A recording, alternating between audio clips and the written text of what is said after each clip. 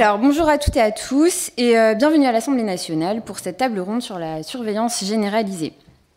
Sujet aux enjeux multiples, puisqu'il engage de nombreuses réflexions sur la société dans laquelle nous voulons vivre, quelle place donner aux nouvelles technologies, comment se sent-on en sécurité, puisque c'est cela qu'on nous promet.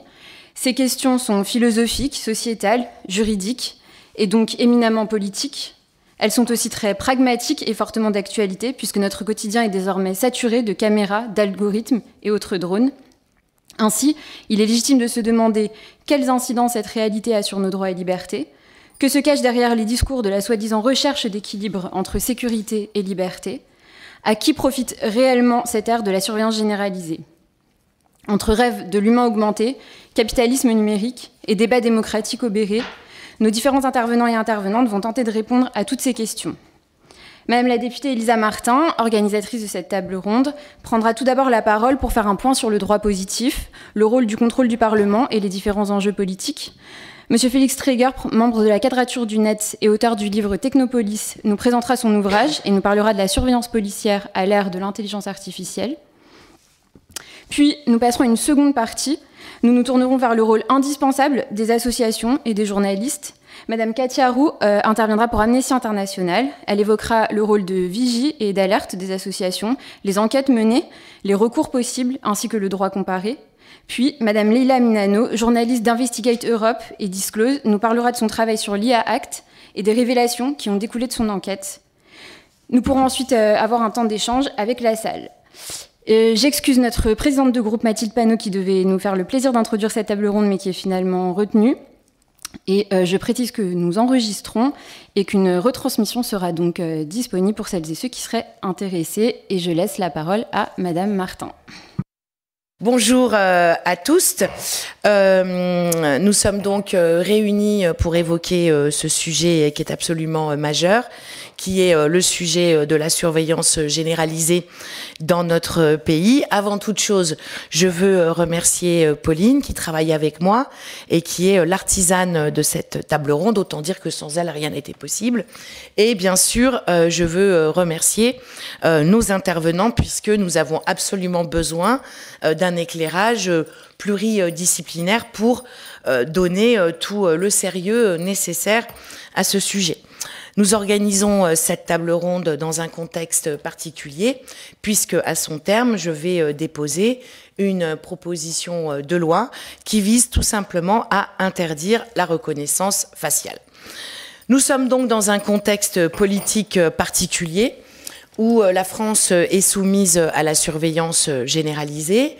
Avant toute chose, ce que l'on peut se dire, c'est que cette surveillance généralisée repose sur une vision de la France que j'ose qualifier d'orange mécanique.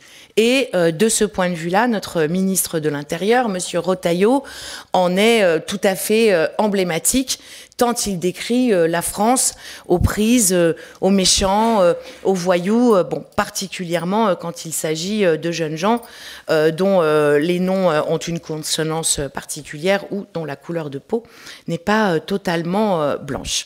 Et s'il joue là-dessus, c'est parce que s'il y a un grand danger, comme il paraît le dire, dans notre pays, alors bien sûr, il faut se protéger et par là même accepter de renoncer à une partie de nos libertés. Sans aucune provocation, mais d'une manière tout à fait factuelle, l'on peut dire de ce point de vue qu'il s'inscrit tout à fait dans la France de Vichy, puisque c'est ainsi que politiquement elle était fondée. Il y avait un grand danger, le danger lié à l'ennemi intérieur, et par là même, il fallait évidemment que les Français renoncent à une partie de leur liberté. Je crois qu'au travers de ce sujet, il y a un croisement entre une intention politique et les intérêts représentés, privés, représentés par cet immense marché. J'en veux pour preuve ce qui a été dit par Collomb en 2017, qui était le ministre de l'Intérieur à ce moment-là. Donc, il participe à l'inauguration du salon Millipol, bien nommé, et il affirme très clairement, c'est Mathieu Rigouste qui nous en informe au travers de son livre qui s'appelle « La police du futur ». Et donc, ce ministre de l'Intérieur dit que son objectif, l'objectif du gouvernement est de multiplier par 2 le chiffre d'affaires donc de toutes ces boîtes privées qui développent toutes ces solutions technologiques de surveillance, d'armement et soi-disant de sécurité.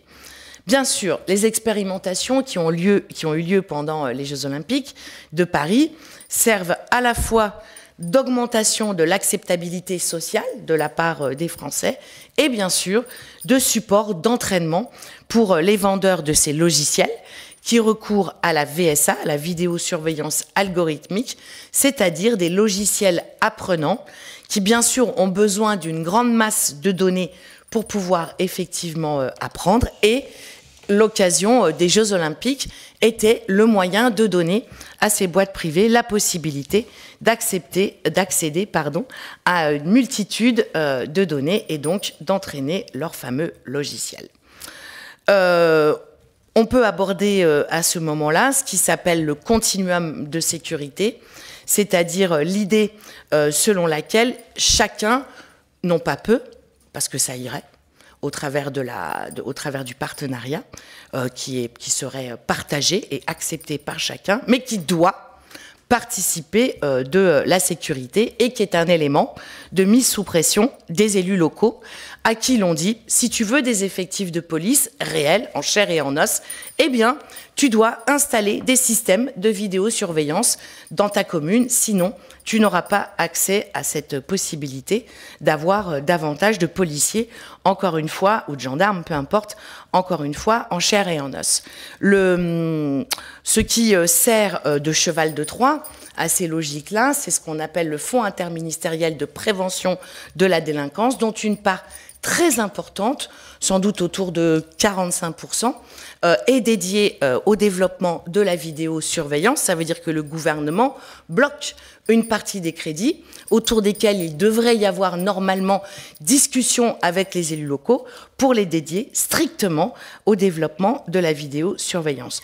J'ai été première adjointe au maire de la ville de Grenoble et lorsque vous refusez de rentrer dans ces logiques-là, eh bien, vous le payez d'une certaine manière, et il s'agit bien d'une forme de chantage qui est exercée à l'encontre des élus locaux qui, je le rappelle, normalement doivent bénéficier de toute leur liberté.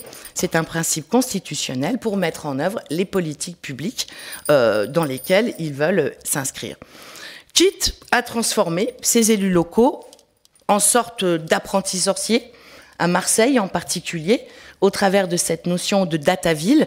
Vous allez sans aucun doute nous en parler, Félix, au travers de votre merveilleux livre, là aussi, j'ose le dire, qui s'appelle Technopolis. Et ce que j'ai trouvé particulièrement frappant, et c'est la raison pour laquelle je parle d'apprentis sorciers, c'est cette idée un peu folle, me semble-t-il, de prédictibilité qui pourrait être mise en œuvre au travers de toute cette collecte de données que l'on croiserait entre elles et qui permettrait de savoir de quoi va être fait demain à tel ou tel endroit précis de la ville. Et bien sûr, autre dimension, de violer tout à fait sciemment la loi, comme on l'a vu en Isère, c'est mon département, dans une commune pourtant de taille modeste qui s'appelle Moiran, et le scandale de Briefcam que nous avons en tête et qui, sans aucun doute, sera développé par les uns et les autres.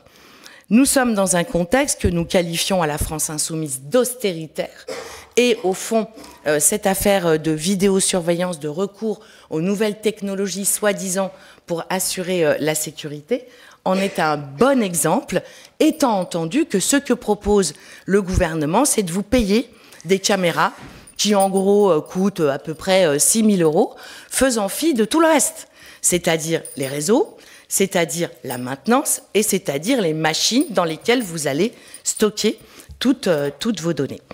Ça, c'est le premier élément. Nous sommes ici à l'Assemblée nationale, donc ce dont nous allons parler, bien sûr, c'est de lois. Et finalement, les lois ont une double fonction à cette étape-là, bien sûr, dans ce contexte-là, à savoir un effet cliquet et jouer sur l'acceptabilité sociale, puisque petit à petit, il faut créer les conditions pour que les citoyens acceptent d'être mis sous surveillance et qu'évidemment, pour les députés aussi, ça joue, cette notion d'acceptabilité sociale, pour que petit à petit, les députés acceptent d'inscrire dans la loi des dispositifs de plus en plus liberticides et de plus en plus intrusifs. Je ne m'appuie pas sur un cerveau enfumé pour dire ça. J'ai participé à une mission flash sur le recours aux images dans le cadre de la mise en œuvre de la liberté publique. Une personne était là, une dame. Cette dame a la responsabilité, à mon sens, majeure. D'ailleurs, je ne savais pas que ça existait. Et ça m'a surprise. Donc, la responsabilité majeure au sein du ministère de l'Intérieur, de prendre en compte ces questions de liberté publique. Elle ne savait pas qui j'étais. Et donc, elle a parlé d'une manière fort franche en disant « Le développement de la vidéosurveillance algorithmique permettra de développer l'acceptabilité des citoyens pour aller vers la reconnaissance faciale. » Je l'ai bien sûr remerciée pour sa grande franchise. Et là, à ce moment-là, elle a compris qui j'étais. Et bien évidemment, vous en doutez, elle était fort mal à l'aise. Donc, elle a passé le reste de son intervention à essayer de rétro-pédaler. Mais c'était trop tard. L'essentiel avait été dit. J'ajoute cet élément-là, qui est un élément un peu technique, ce qui n'est pas du tout ma tasse de thé, pour dire quand même que les logiciels de VSA, au fond, pour les faire passer à la reconnaissance faciale, c'est pas bien compliqué. Même moi, je serais capable de le faire. C'est dire, il suffit de cocher une case supplémentaire et hop, votre système bascule vers la reconnaissance faciale. Donc, ça, c'était la loi dite JO et autres dispositifs. Et vous l'avez compris, les clés de cette loi étaient dans autres dispositifs, bien plus que Jeux Olympiques. D'ailleurs, sinon, sans doute, ne m'y serais-je pas tout à fait intéressée. Une autre loi, beaucoup plus récente, Sûreté dans les transports, où là aussi, on voit la multiplication, par exemple, des caméras qu'on dit caméras piétons, la sonorisation des cabines des conducteurs de bus en Île-de-France, et la prolongation de l'expérimentation du recours à la VSA, malgré un rapport très mitigé. Il faut que vous sachiez, parce que c'est important, que l'accès à ce rapport a été très compliqué pour nous et qu'il a fallu multiplier les sollicitations pour qu'on puisse effectivement l'obtenir, et on le comprend, puisque son contenu va tout à fait dans notre sens, puisqu'il est dit il est question de performances délicates à apprécier, de difficultés à définir des zones de détection pertinentes, de performances variables selon les cas d'usage, de résultats encore tout à fait incertains pour les mouvements de foule. Et ça, c'est important, cette affaire de détection de mouvements de foule, puisque c'est bien souvent là-dessus que les députés et les membres du gouvernement favorables à ces dispositifs s'appuient et nous disent « Non, non, c'est formidable pour détecter les mouvements de foule ». Or, nous ne sommes pas complètement sortis de l'œuf hier, et nous savons par exemple qu'à Séoul, en 2023, au mois d'octobre, il y a, vous en doutez bien, tous ces dispositifs qui sont hyper développés. Pour autant, il y a eu un mouvement de foule qui, malheureusement, a suscité plus de 80 morts, malgré tous ces dispositifs mis en œuvre. Dernièrement, nous nous sommes confrontés à la loi narcotrafic, avec la perception d'une volonté de contrôler les flux, donc les personnes qui se connectent, c'est ça que ça veut dire, au travers des applications de messagerie, mais l'on sent bien qu'il suffit là aussi de passer un cap, de créer les conditions bien sûr technologiques pour pouvoir accéder non pas seulement au flux, qui se connecte avec qui, mais au contenu des discussions. Si l'on revient à cette loi dite Sûreté dans les transports, il y avait dans cette loi une peine complémentaire d'interdiction de paraître. Cela signifie donc que des personnes seraient interdites de rentrer dans le dispositif RATP ou même dans les gares SNCF. Alors évidemment, on peut imaginer que ça se passe à l'ancienne, c'est-à-dire avec des personnes qui sont devant tous les accès de stations de métro, devant toutes les gares SNCF, avec un petit cahier, avec les photos des gens qui seraient interdits de paraître. Bon, vous avez compris, ça ne marche pas. Et évidemment, pour mettre cette interdiction de paraître, qui a été, il faut être honnête, dégagée par les députés, vous comprenez bien que la seule façon de procéder pour mettre en œuvre cette interdiction de paraître, eh bien, c'est évidemment la reconnaissance faciale. Donc, pour les députés aussi, j'y reviens, cette affaire d'acceptabilité sociale fonctionne à plein. Je ne dis pas ce qu'il en est sur la position de la France sur l'IA Act et sur le fait qu'elle ait considéré que ce qui relevait de l'ordre public devait appartenir aux États. Je pense que vous le développerez de bien meilleure façon que moi. La VSA, comme petite sœur, si je puis dire, au préalable à la reconnaissance faciale, induit un certain nombre, évidemment, de discriminations. Un chercheur, je vous prie de m'excuser, je ne sais plus lequel, a dit quelque chose que j'ai trouvé assez formidable, c'est qu'au fond, ça s'appuie sur des comportements suspects, que bien sûr, il faut déterminer qu'est-ce qu'un comportement suspect.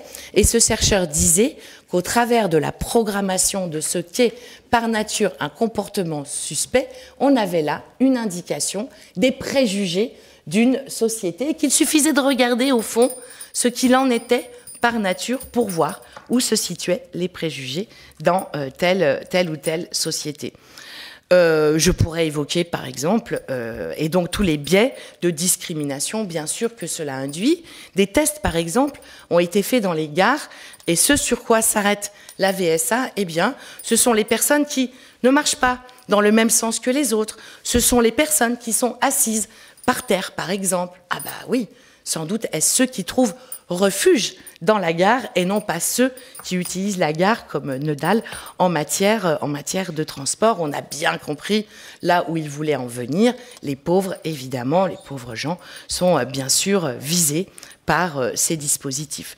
Le rapport de la défenseure des droits, qui s'intitule Algorithme, système d'IA et services publics, quels droits pour les usagers, là aussi montre que ce déploiement massif dans les politiques publiques et les services publics, comme les droits, affecte d'une façon considérable les droits des usagers, et qu'au fond, cette façon automatique d'observer les comportements permettront de plus en plus de prendre des décisions, des mesures des mesures administratives individuelles contre ces personnes, au-delà bien sûr des droits de liberté qui nous paraissent, en ce qui nous concerne, fondamentales. Je ne vous lis pas tout, on y reviendra.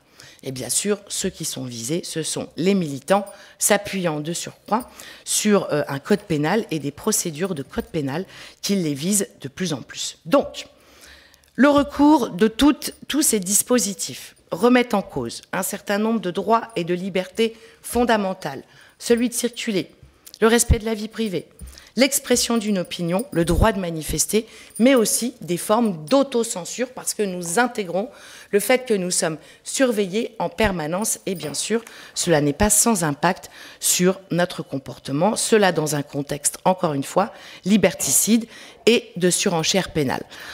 Bien sûr, on essaie de nous rassurer. Et on essaie de nous dire qu'il y a des garde-fous. Parmi ceux-ci, il y a l'information au public, les petites affiches que l'on met lorsque l'on rentre dans une zone qui est contrôlée par ces dispositifs. Autant vous dire qu'au moment des JO, les délais de publication, d'affichage de ces arrêtés n'étaient même pas respectés. Bien sûr, l'on peut compter sur la CNIL, mais celle-ci intervient a posteriori.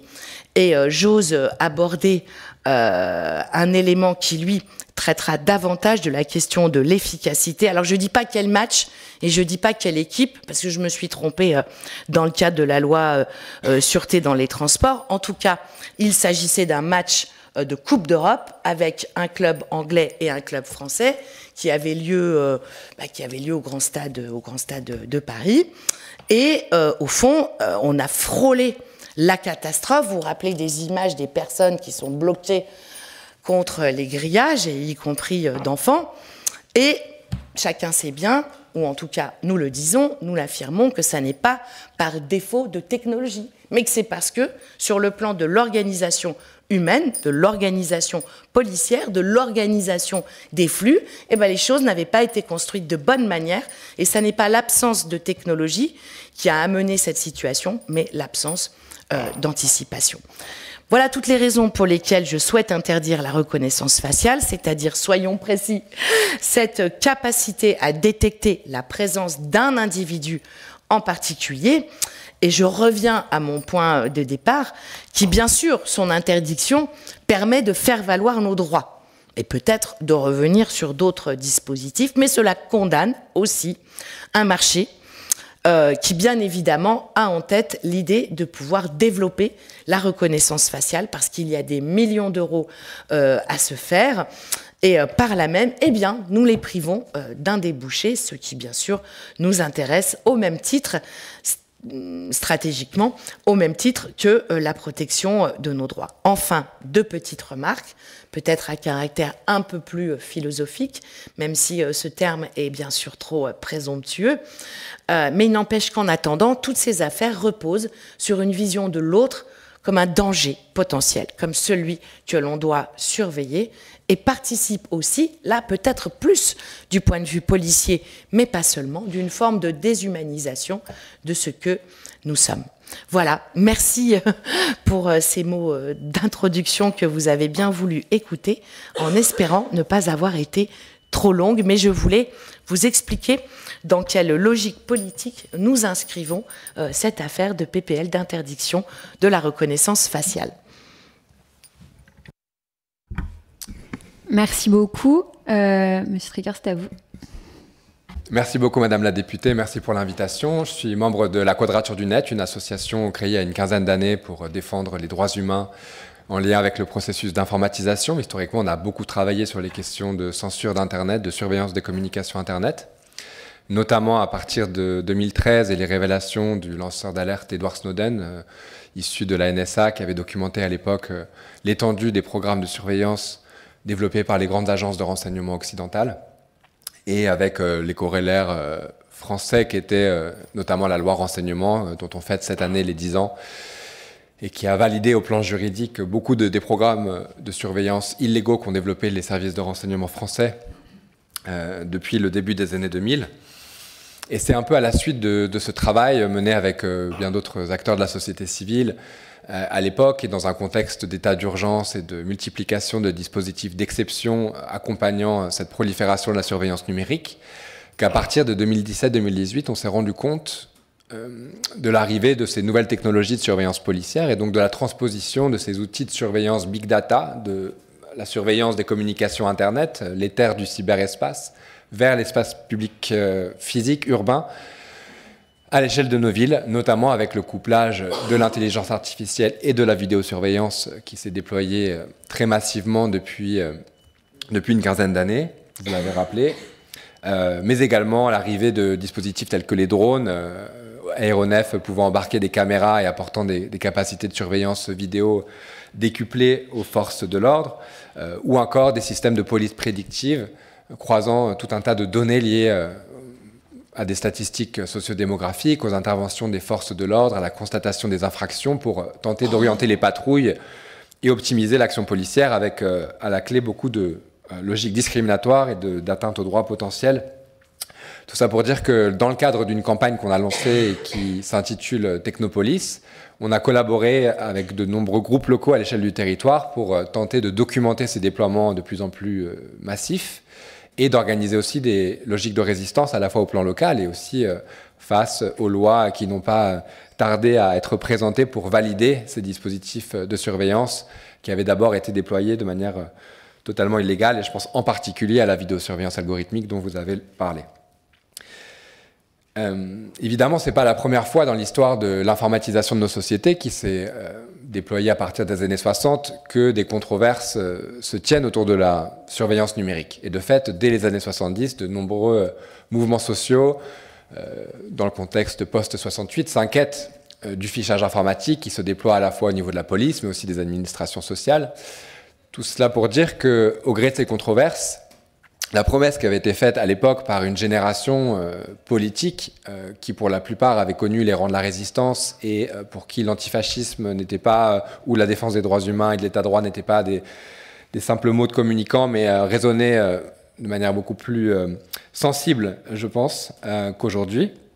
Pour cette génération, il y avait la promesse que le droit, et notamment le droit des données personnelles, que des institutions aussi, arrimées à ces édifices juridiques tels que la CNIL, allaient pouvoir efficacement protéger les droits humains face à ces processus. Et manifestement, près de 50 ans plus tard, les choses ne se sont pas passées comme prévu et cette promesse a été trahie. Comment est-ce qu'on en est arrivé là? D'abord, il y a des évolutions techniques, évidemment. La machine informatique s'est miniaturisée. Elle est devenue beaucoup plus puissante, beaucoup moins chère.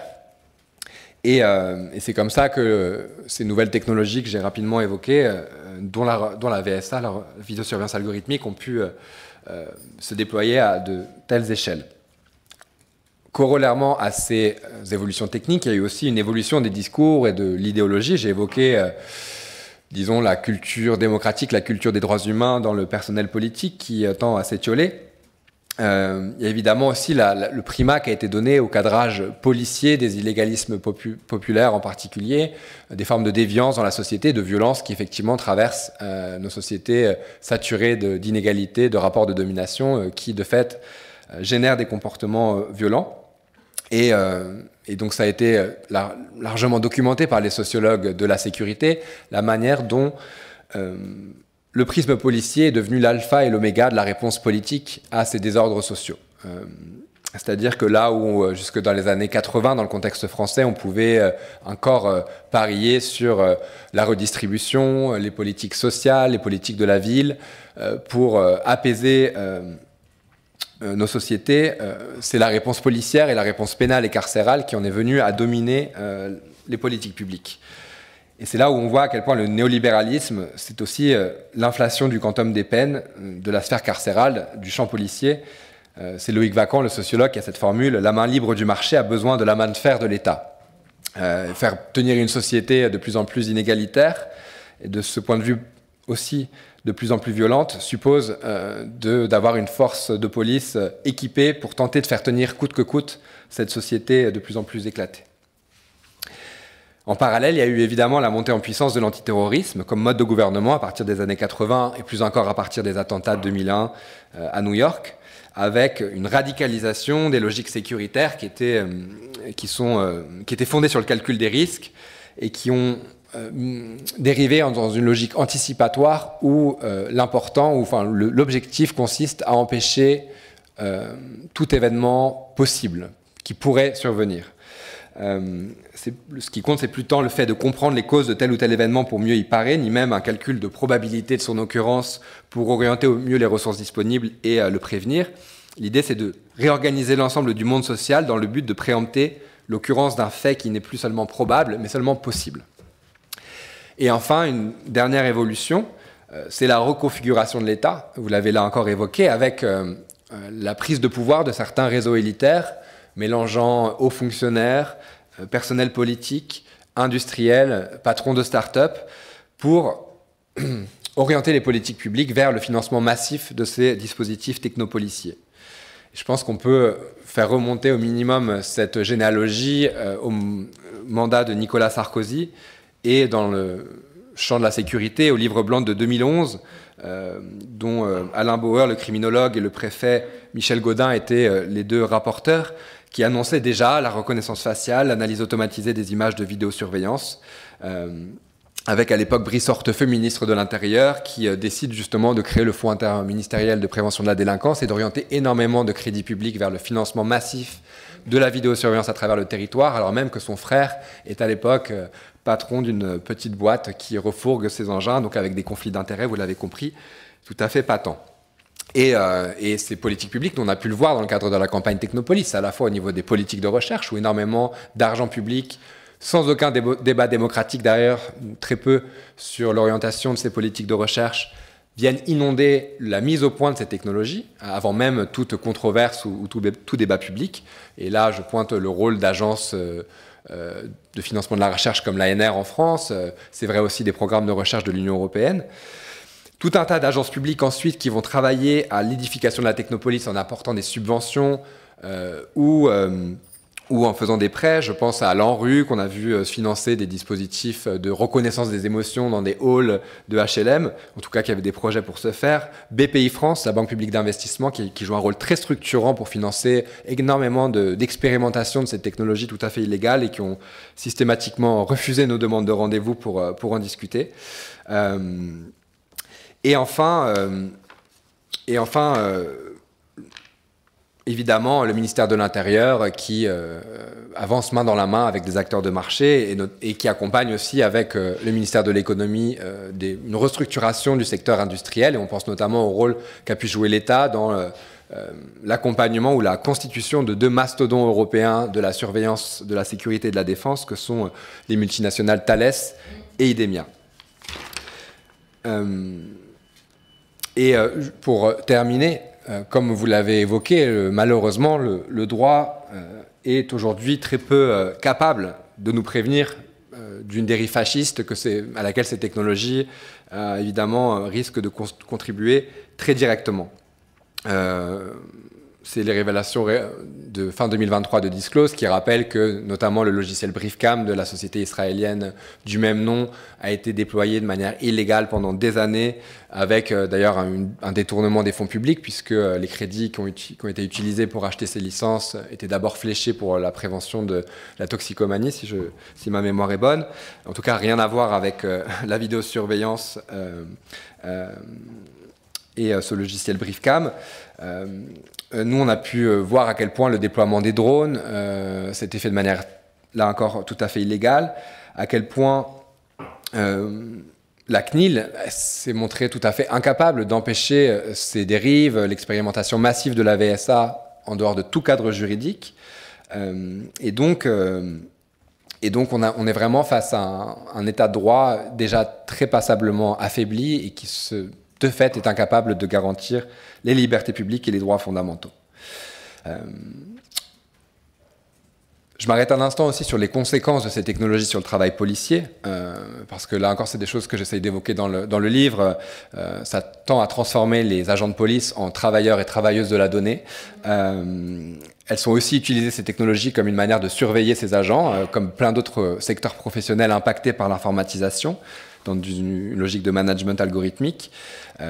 Mais là où il y a toute une mythologie autour des technologies policières qui seraient garantes d'une plus grande transparence, d'un plus grand respect des règles de droit, en fait, nous, ce qu'on a pu montrer, au moins à travers d'anecdotes, parce que faute de pouvoir l'établir de manière plus systémique, c'est à quel point ces technologies sont en fait très directement articulées à la violence policière. Je parle de la violence policière pour parler de la violence dont cette institution est vectrice, avec la reconnaissance faciale qui va être instrumentalisée pour justifier la déportation d'une personne gardée à vue suite à un vol à l'étalage, la manière dont un logiciel de reconnaissance de plaques d'immatriculation va décupler la vigilance et du coup le recours à la violence de la part des policiers qui appréhendent une personne qui s'avérera être innocente et qui est abattue au volant de son véhicule.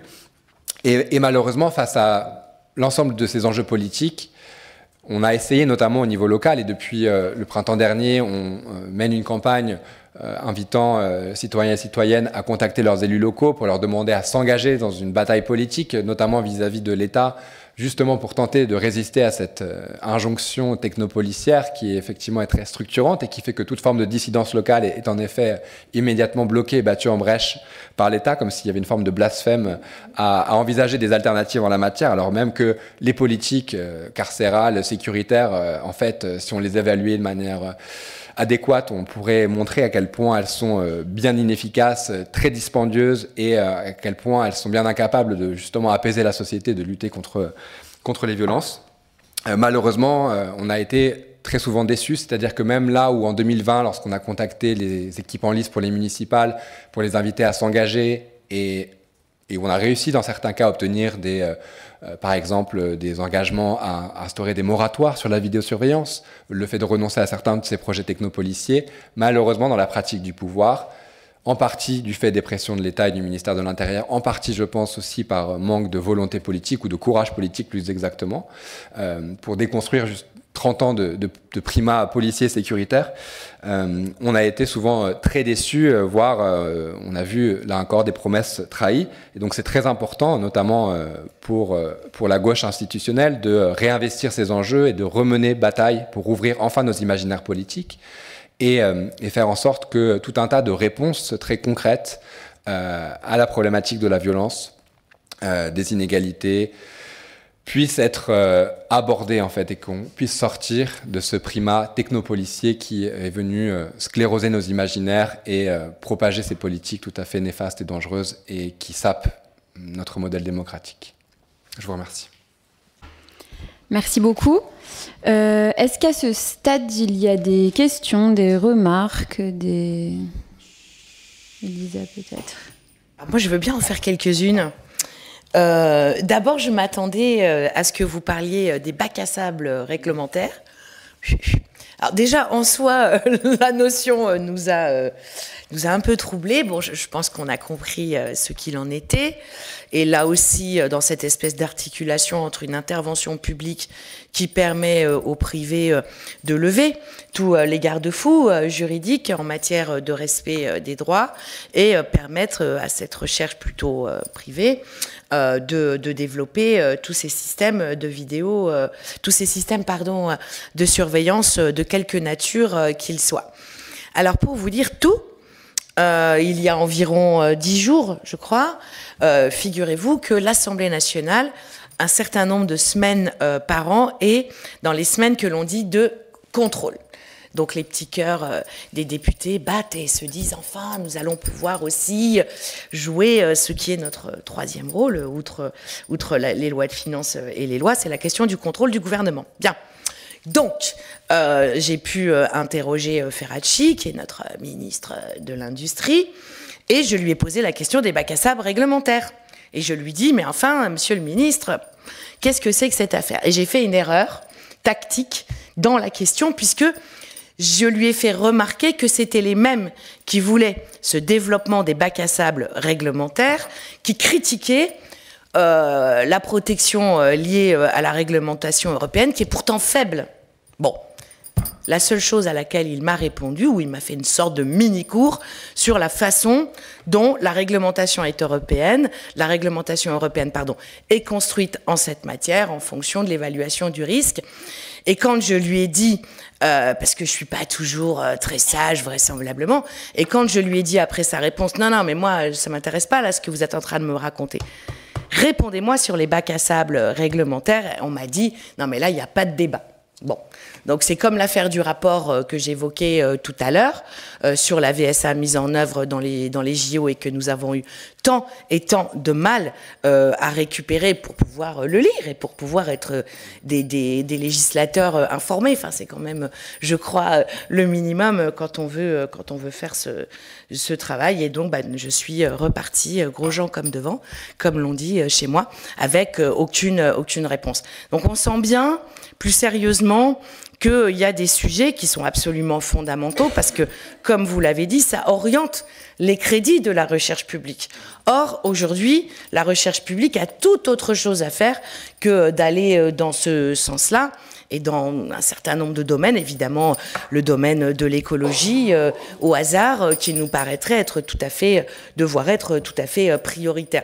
Donc c'est sûr que quand on va les chercher là-dessus, ils sont quand même malgré tout suffisamment mal à l'aise pour s'autoriser à ne pas répondre. La deuxième chose que je veux dire, et je reviens à cette expérience, mais qui a été très riche pour moi lorsque j'étais la première adjointe au maire de la ville de Grenoble, qui avait un gros service de police municipale, puisqu'il y avait 110 agents, plus une équipe de nuit non dotée de l'arme de poing. Je tiens à le préciser, puisque là aussi, nous avons été fortement mis sous pression, sous le fait qu'il fallait les doter de l'arme de poing. Bon, ce que nous avons refusé. Notre préoccupation avec le maire, Éric Piolle, n'était pas celle-ci.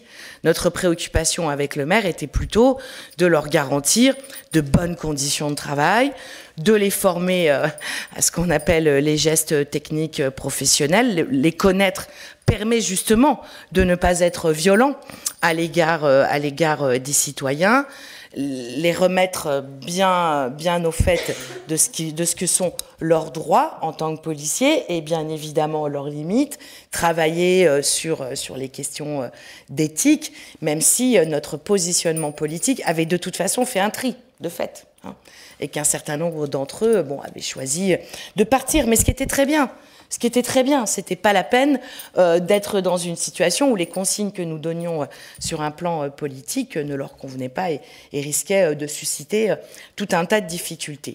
Bien. Il n'empêche que je crois que c'est quelque chose qu'ils ont apprécié, parce que nous ne les avons pas mis dans des logiques de gadgetisation, de déshumanisation dans leur propre fonction de policiers, et que nous avons cherché, alors évidemment c'est impossible quand on n'est pas l'État, mais on a essayé d'approcher ce que pourrait être une police de proximité, en dédiant des effectifs à des secteurs donnés. Alors je sais que Grenoble a fort mauvaise réputation, c'est ainsi, c'est une réputation qui est travaillée, hein, y compris par les divers ministres de l'Intérieur, mais il n'empêche qu'en attendant, on a senti que aller dans ce sens-là était quelque chose évidemment de positif, d'efficace, et y compris de respect de leur propre fonction de policier, puisqu'il y a la question citoyenne, mais il y a aussi la question évidemment de c'est quoi être policier, quoi, aujourd'hui, dans la situation dans laquelle nous sommes. Là aussi, Alliance fait un peu un effet de cache, quoi, mais nous considérons tout de même que du côté des policiers, il y a aussi une aspiration à faire du bon boulot à partir du moment où on repense, où on pense cette police de proximité. Voilà les deux remarques que je voulais faire. Je pense qu'effectivement, c'est fondamental de se rappeler qu'y compris dans le champ policier, ces évolutions sont contestées et qu'elles sont très souvent imposées par le management, très concrètement, par les réseaux élitaires qu'on évoquait. Et donc, il serait vraiment très positif d'arriver à structurer ces résistances et à faire en sorte qu'il y ait des porte-paroles du champ policier qui puissent aussi à leur tour dénoncer, mais malheureusement, lorsqu'on connaît effectivement les orientations politiques des syndicats majoritaires et en tout cas les plus actifs au plan politique, c'est malheureusement difficile, mais là encore un peu de pluralisme ferait du bien. Et je reviens sur la question des bacs à sable réglementaires qui sont ces cadres juridiques aménagés pour encourager l'innovation. Donc l'idée c'est qu'une agence publique va proposer sur tel ou tel type de technologie à un panel de start-up de venir tester ou mettre au point leurs produits en bénéficiant d'un cadre juridique allégé. Très concrètement, en lien avec la vidéosurveillance algorithmique, ce qu'on a vu poindre, c'est des plaintes émanant du secteur indiquant que le RGPD, les règles en matière de protection des données personnelles, empêchaient la constitution de bases de données d'entraînement pour les IA liées à la vidéosurveillance algorithmique. Et du coup, dans le champ policier, dans le champ du renseignement aussi, on a vu tout un tas d'évolutions ces dernières années, encore à bas bruit, mais qui tendent à faire système, consistant à affaiblir ce droit des données personnelles et les contrôles déjà très défaillants de la CNIL pour susciter l'innovation, la sacro-sainte innovation dans la Startup Nation. C'est évidemment une évolution du droit pour se conformer aux intérêts du marché de l'industrie qui est en tant que tel très problématique, qui vient en fait couronner un constat qui est fait depuis longtemps, c'est l'idée que le droit court toujours après l'innovation technologique, et donc là en gros c'est défaire le droit et en tout cas le rendre beaucoup plus souple et s'abstraire de l'application d'une loi générale votée par le Parlement, délibérée dans des conditions démocratiques satisfaisantes pour encourager l'innovation et structurer ces marchés. Et malheureusement, la CNIL accompagne en partie ces évolutions, et il est vrai, le ministre avait sans doute envie de le souligner, mais il ne faudrait pas croire que c'est, disons, une contrainte extérieure. C'est vrai que le règlement relatif à l'intelligence artificielle, l'AI Act, prévoit que les États membres créent ce type de dispositif pour tout un tas de motifs liés à la santé ou à la sécurité publique. Ces bacs à sable réglementaires. Et on peut penser que la CNIL, si elle s'est montrée à ce point laxiste dans l'application des règles, c'est-à-dire en interdisant très concrètement le déploiement de la VSA, qui, hors des cas prévus, très limités prévus par la loi JO, est illégale, je le rappelle, la CNIL s'est voulue très conciliante vis-à-vis de ses applications, vis-à-vis de ses déploiements. J'ai l'impression dans une logique aussi consistant à donner des gages et à montrer qu'elle aussi pouvait non pas se faire gendarme des données personnelles et gardien des libertés publiques, mais agence de promotion de l'innovation. Et donc c'est des évolutions qui sont tout à fait notables, qui renvoient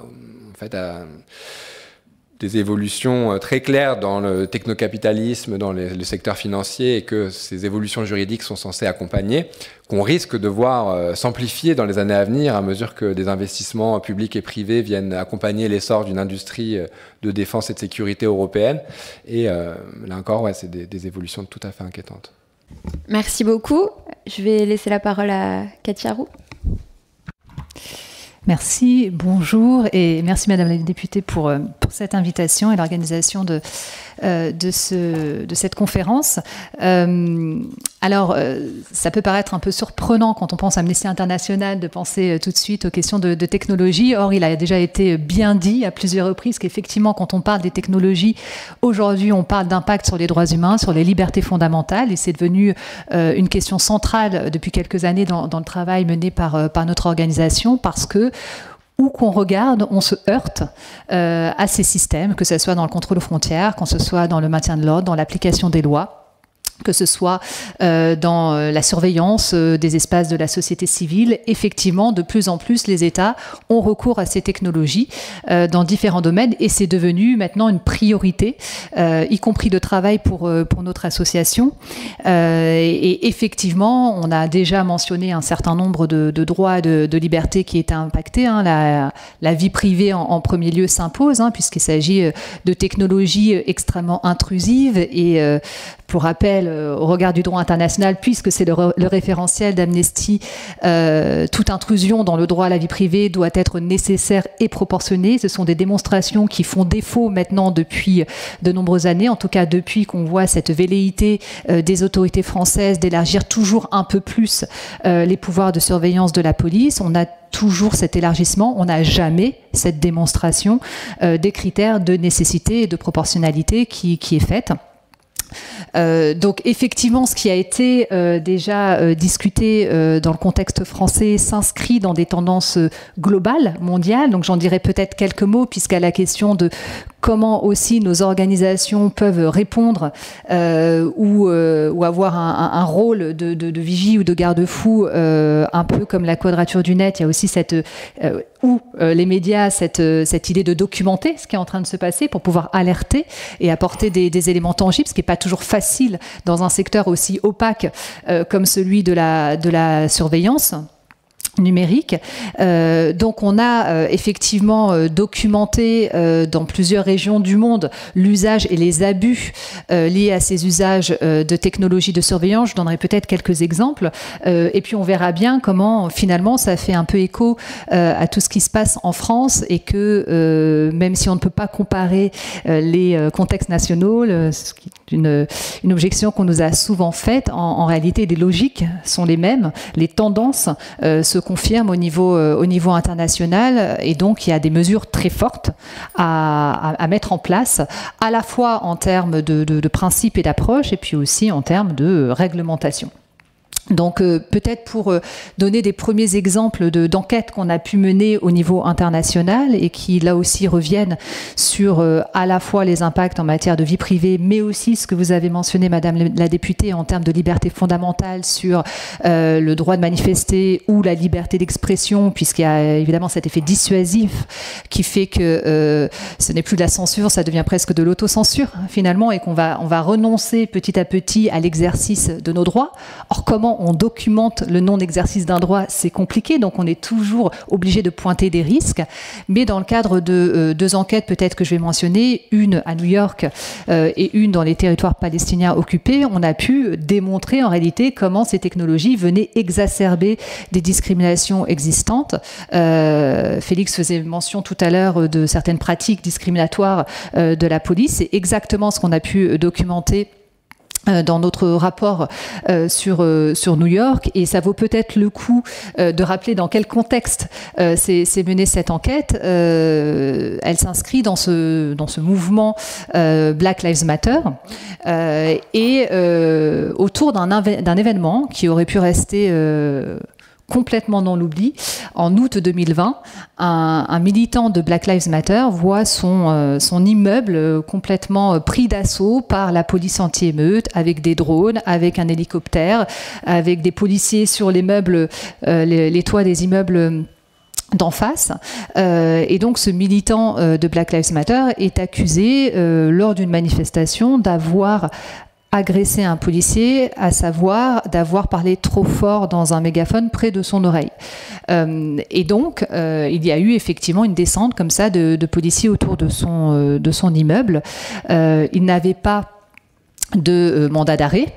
Donc le siège, entre guillemets, a duré 4 heures et ça s'est arrêté là. Les policiers sont repartis, le militant est resté dans son appartement.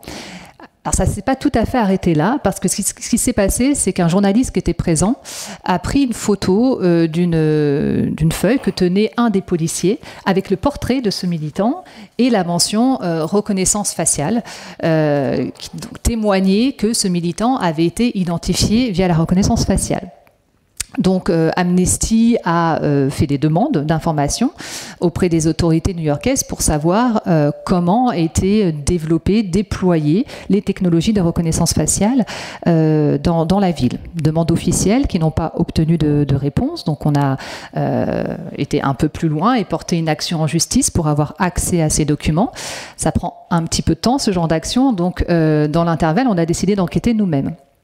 Et donc ça fait l'objet d'une enquête assez longue, avec l'aide de milliers de bénévoles du monde entier d'ailleurs, qui nous ont aidés à cartographier en fait chaque intersection de la ville de New York pour essayer de comprendre l'infrastructure de surveillance, comment elle était déployée, où se trouvaient les caméras qui étaient compatibles avec les systèmes de reconnaissance faciale. Donc on a pu documenter plus de 25 000 en fait, caméras qui étaient compatibles avec ces systèmes-là. Et quand on regarde où sont déployées ces caméras, eh bien, essentiellement dans les quartiers du Bronx, de Brooklyn et du Queens. Donc, dans des quartiers qui sont peuplés à majorité de personnes racisées. Et on avait déjà, en tant qu'Amnesty, dénoncé les pratiques discriminatoires et racistes de la police new-yorkaise, en termes notamment de contrôle d'identité ou de fouilles. Ce que vient montrer cette enquête en plus, c'est que les technologies permettent finalement d'accentuer ces pratiques discriminatoires et d'exposer davantage des populations qui sont déjà discriminées à ce genre de technologie. Donc là, on est sur un autre aspect en termes d'impact sur les droits humains, en plus de la vie privée, en plus des libertés fondamentales, c'est évidemment la discrimination qui avait aussi déjà été mentionnée. Je ne donnerai pas forcément plus de détails parce que tout a été publié, donc pour celles et ceux que ça intéresserait, l'enquête est accessible sur le site Ban the Scan d'Amnesty International. Toujours est-il que l'action en justice a quand même été finalement conclusive et qu'on a obtenu de la part des autorités new-yorkaises l'ensemble des documents et informations relatives à leur utilisation donc des technologies de reconnaissance faciale dans la ville. Et donc aujourd'hui, on est encore en train d'analyser tout ça puisque cette victoire est relativement récente. Ça, c'est un cas qui montre qu'effectivement, contrairement à ce qui est toujours mis en avant par les partisans et les défenseurs de ces technologies, elles ne sont pas neutres. Elles reflètent nécessairement des biais discriminatoires, les biais discriminatoires des sociétés qui les développent, qui les déploient, et des autorités, enfin des acteurs qui les commercialisent aussi. Donc dans leur conception et dans leur utilisation, elles ne sont pas neutres. Et puis, rapidement aussi, on a enquêté, je mentionnais tout à l'heure les territoires palestiniens occupés, c'est une enquête qui date de 2022 et qui montre comment l'utilisation de technologies de reconnaissance faciale à Hébron et à Jérusalem-Est venait finalement renforcer le système d'apartheid qui est en place dans ces territoires. Je ne rentre pas non plus forcément dans les détails ici, mais en ce qui concerne Hébron, ce sont des technologies de reconnaissance faciale au checkpoint, avec finalement un droit de passer ou pas qui est accordé aux soldats israéliens à ce moment-là. Donc c'est tout un système qui s'appelle Wolfpack et qui relie entre eux des bases de données avec un certain nombre d'applications.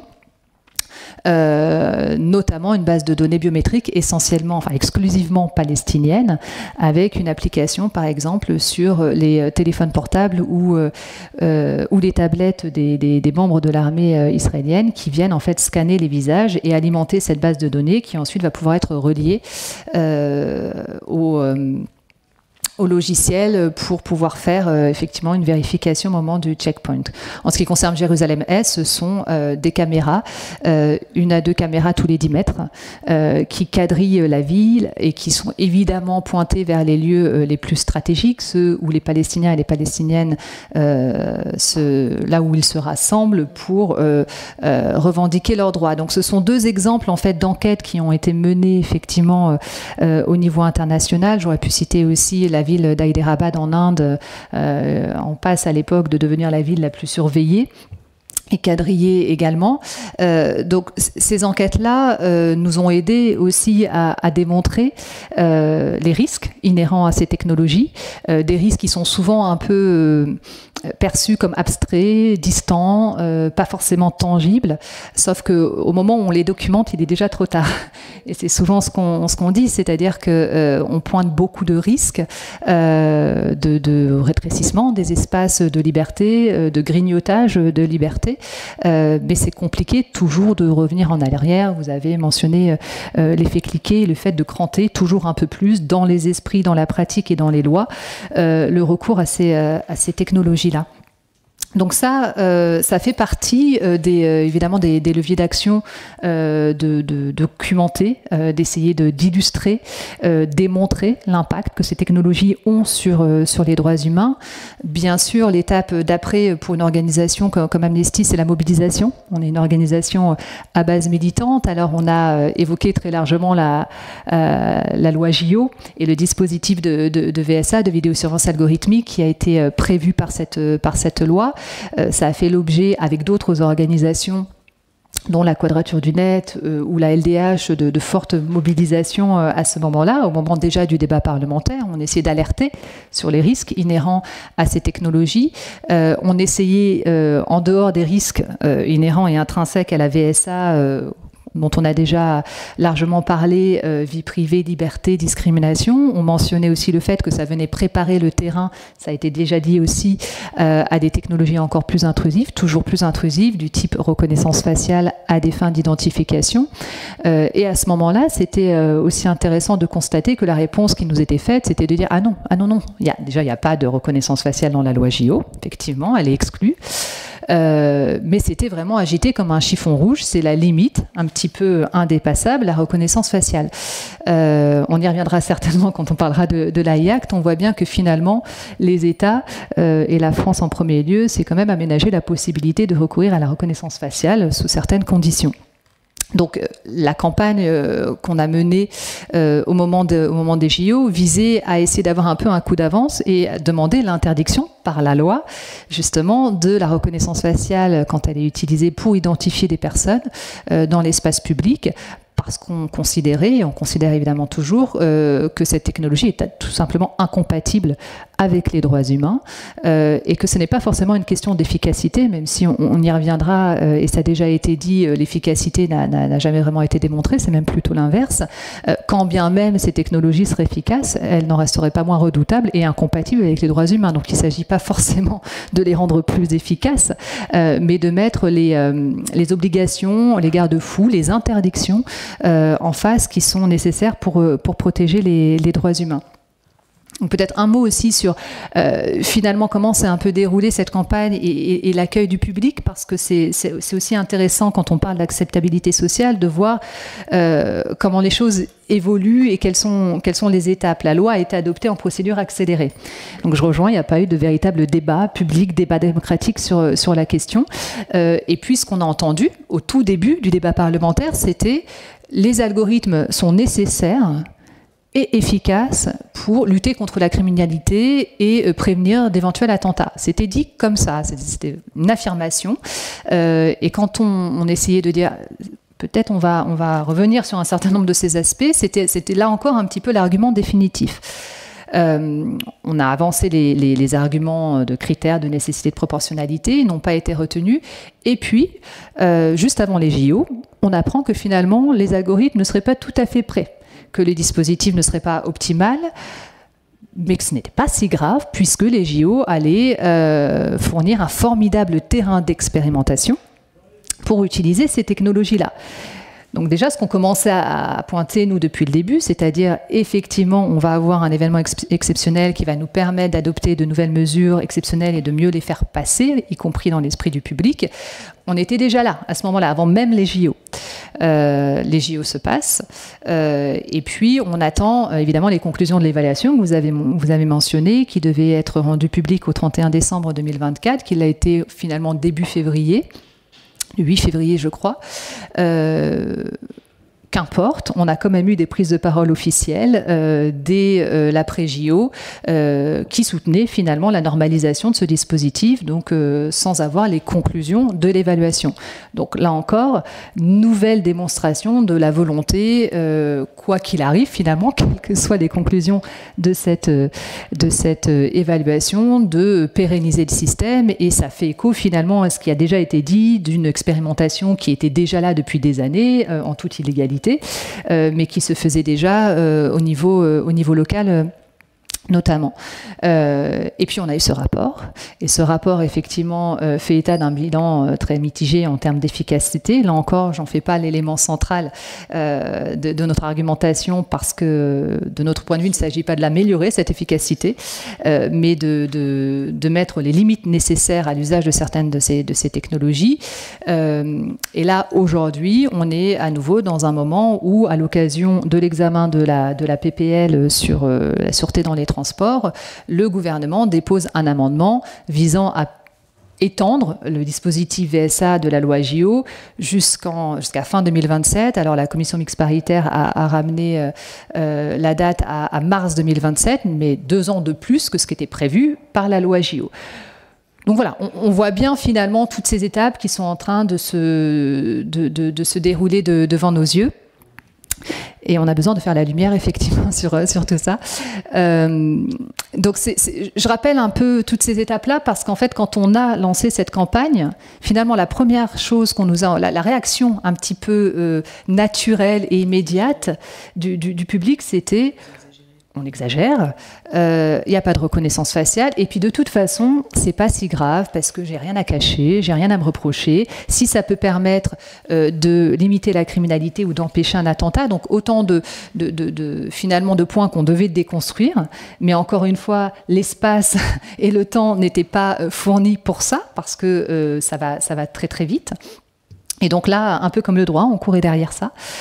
Pour autant, ce qu'on a pu constater quand on a mis en œuvre cette campagne, c'est que quand on prenait le temps de parler avec le public, qui était effectivement informé à coup de petites affichettes qu'il fallait vraiment voir du déploiement de ces technologies-là, quand on prenait ce temps-là, finalement, voilà, commençait à avoir des questions un petit peu critiques, une prise de conscience que c'était peut-être pas si anodin, qu'il se jouait peut-être là un virage qu'on ne pourrait plus négocier après. Et donc finalement, cette nécessité de continuer à sensibiliser, mobiliser, on a lancé une pétition à ce moment-là qui, en quelques semaines, a recueilli plus de 100 000 signatures sur un sujet perçu comme un peu technique, un peu lointain et pas concernant, et qui, au final, quand on commence à parler et à discuter avec les personnes concernées, finalement, interroge et voit bien que les choses sont peut-être fléchées d'une certaine manière dans les discours, effectivement, dans les financements. Ça a été dit aussi. Il y a aussi une pression très forte, effectivement, des pouvoirs publics, mais qu'il y a nécessité finalement de questionner, de résister au déploiement de ces technologies-là, et que cette nécessité finalement, elle se double d'une volonté dès lors que les personnes sont informées correctement.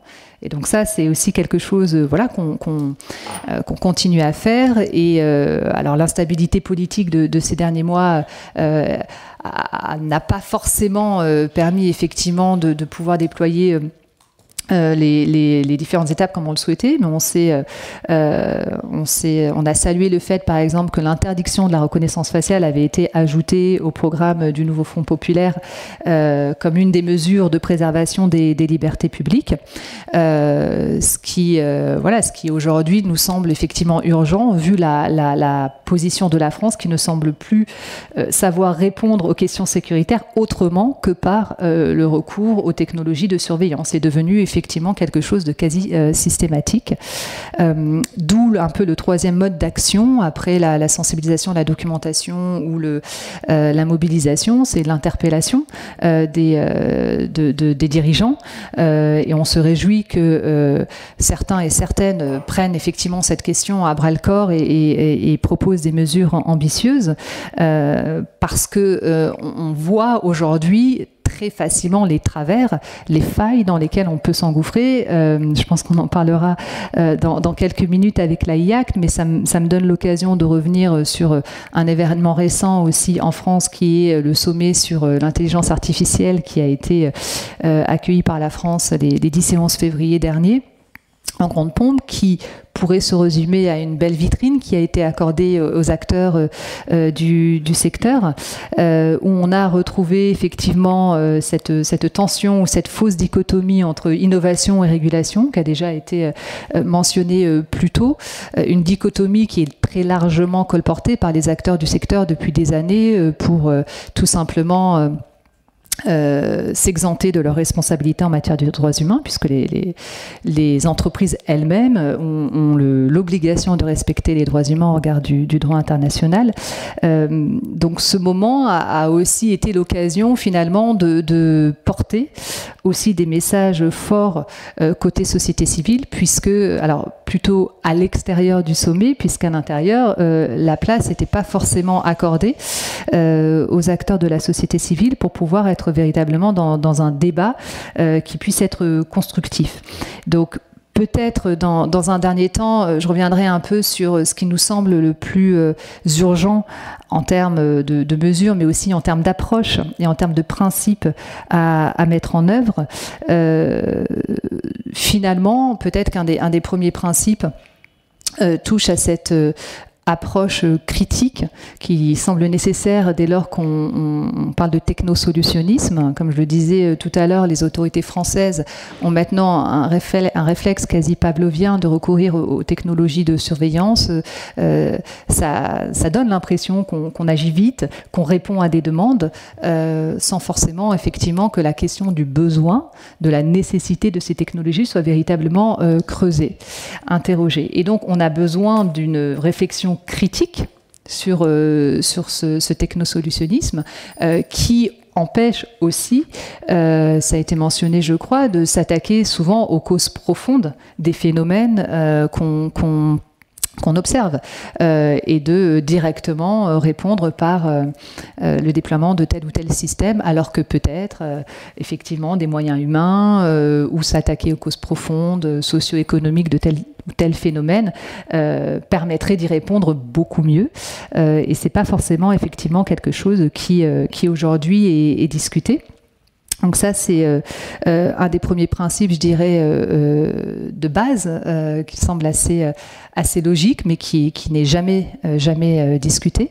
La deuxième chose, c'est de s'autoriser à véritablement avoir des cadres contraignant, qui place les droits humains au centre, parce qu'on entend beaucoup, et on y reviendra je pense encore une fois, voilà, on parle de bonnes pratiques, on parle de démarches volontaires, initiatives volontaires, sur certaines technologies, il y a des interdictions totales qui doivent être posées si on veut véritablement protéger les droits humains ou supprimer les risques. Donc c'est voilà, ne pas avoir peur d'aller vers le contraignant en mettant les droits humains au centre. C'est aussi prendre en compte les préjudices croisés de ces technologies-là. On sait que ce sont les populations qui sont déjà les plus stigmatisées ou marginalisées qui sont affectées par ces populations, par ces technologies et dispositifs. Effectivement, on ne prend pas forcément suffisamment en compte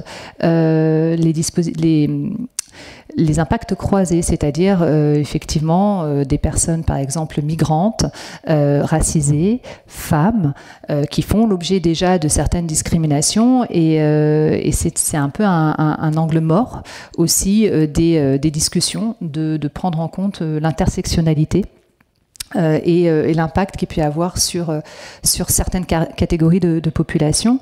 Et puis dernier principe peut-être, c'est la prise en compte aussi de l'impact extraterritoriale. On regarde souvent, effectivement, et ça a été le cas dans le cadre de l'AI Act, où un certain nombre d'obligations ont été prises, voire des interdictions, même si elles ne sont que partielles, je pense qu'on y reviendra, ont été prises au sein de l'UE, mais il reste encore tout à fait possible d'exporter ces mêmes technologies qui sont soi-disant dangereuses pour les droits humains en dehors des frontières de l'UE. Donc on ne prend pas suffisamment en compte, effectivement, l'impact au-delà de nos frontières, y compris dans les chaînes d'approvisionnement mondiales, y compris l'impact sur l'environnement ou les droits des travailleurs et travailleuses qui sont impliqués dans la conception de ces technologies-là. Donc ça, c'est déjà un certain nombre de principes qu'il faut avoir en tête et une approche qu'il faut adopter maintenant dans les mesures les plus, on va dire, urgentes. Je reviens à ces principes d'interdiction, c'est-à-dire que toute mesure visant à poser, par exemple, un principe d'interdiction et ensuite introduire tout un tas d'exceptions dans le contexte de la sécurité nationale, par exemple, c'est souvent celui-là, ou dans le contexte du contrôle aux frontières. Souvent, ces deux domaines-là, qui sont les domaines d'exception, d'interdiction d'usage de ces technologies, et qui sont évidemment les deux domaines les plus problématiques en matière de droits humains. Ces exceptions-là rendent le principe d'interdiction tout à fait illusoire. Donc, une interdiction, pour qu'elle soit véritablement protectrice, doit être totale. Et pour la reconnaissance faciale, on a bien vu, sans vouloir anticiper ce qui va être dit après, que non seulement la reconnaissance faciale a posteriori, dans le cadre de l'AI Act, n'a pas du tout été prise en compte, donc on parle que de la reconnaissance faciale en temps réel, mais celle-là même n'a été que partiellement interdite. Et puis après, tout un tas d'autres failles, là encore, qui ont été aménagées pour les acteurs du secteur, grâce à un lobby intensif de cela, qui leur permet de s'auto-évaluer quasiment et de décider si oui ou non leurs systèmes sont à haut risque ou pas. Donc ce genre en fait de mesures, au final, non seulement ne sont pas efficaces pour protéger les droits humains, mais ensuite donnent l'impression, finalement, au grand public que des actions sont prises et que finalement, il n'y a pas de problème, ou en tout cas que c'est réglé de manière adéquate. Et peut-être le dernier point sur lequel j'insisterai, enfin les derniers points, c'est évidemment l'amélioration en matière de transparence, qui font partie des mesures qui doivent être poussées dès lors qu'on conçoit et on déplace ce genre de technologie. Le manque de transparence inhérente à ce secteur fait en sorte, ou en tout cas participe à l'impunité, à cette culture d'impunité qui s'est développée aussi dans le secteur de la surveillance, et qui ne permet pas, et c'est peut-être là-dessus que je terminerai, le recours effectif des personnes concernées. Et c'est souvent quelque chose, et dans le cadre du sommet mondial sur l'IA, ça a été très très largement occulté, les personnes concernées n'en sont pas placées au centre des discussions.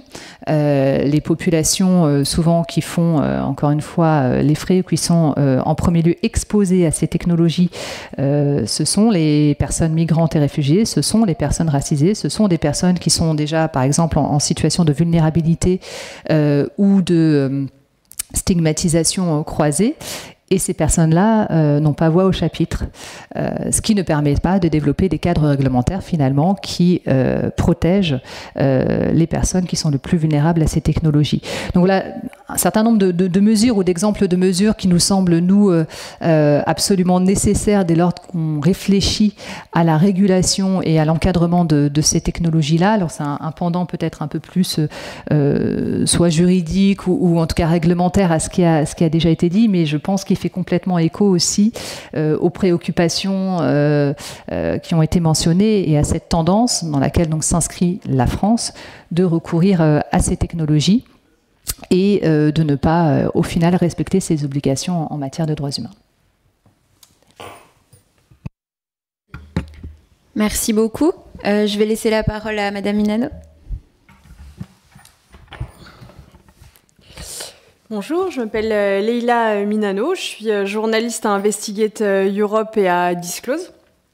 Donc Investigate Europe, c'est un groupe de journalistes d'investigation européens, donc on travaille dans toute l'Europe, donc plus précisément dans 12 pays d'Europe. Et en janvier, on a publié donc cette enquête sur l'AI Act, donc le règlement européen sur l'intelligence artificielle qui a été publié chez Disclose en France, mais également chez Infolibre en Espagne, chez Publico, je ne vais pas vous tous les citer, mais au Portugal, en Grèce, etc., effectivement, qui a eu un fort impact, un fort retentissement. En partie, puisqu'effectivement, notre enquête avait ça de particulier, qu'elle montrait le rôle particulier du gouvernement d'Emmanuel Macron dans le détricotage de l'AI Act, c'est-à-dire que à la base, ce texte était présenté comme un texte visant à protéger les libertés publiques, à protéger les droits civiques. C'était présenté comme une première mondiale, etc. On se rend compte aujourd'hui que ce n'est pas du tout le cas. Mais avec les différents coups de boutoir qui ont été donnés par la représentation française à Bruxelles, et ben, ça a été encore davantage détricoté. Donc du coup, peut-être revenir un peu sur l'idée de cette enquête, puisque à la base, on travaille pas sur l'intelligence artificielle Investigate Europe, mais à Bruxelles, mes collègues avaient eu beaucoup de différents interlocutrices qui leur disaient c'est un peu étrange cette obsession française là sur l'AI Act. Qu'est-ce qui se passe? Voilà, donc différents sons de cloche qui arrivent de part et d'autre. Et puis, donc mes collègues évidemment reniflent le sujet et se disent que bon, ils vont commencer à mener quelques interviews avec des ONG, des experts du secteur pour voir si effectivement ça se confirme. Et ça se confirme, tout le monde va dans cette direction. Il y a une véritable obsession française pour la sécurité nationale et pour détricoter absolument toutes ces limitations qui étaient contenues dans la première proposition de la Commission européenne.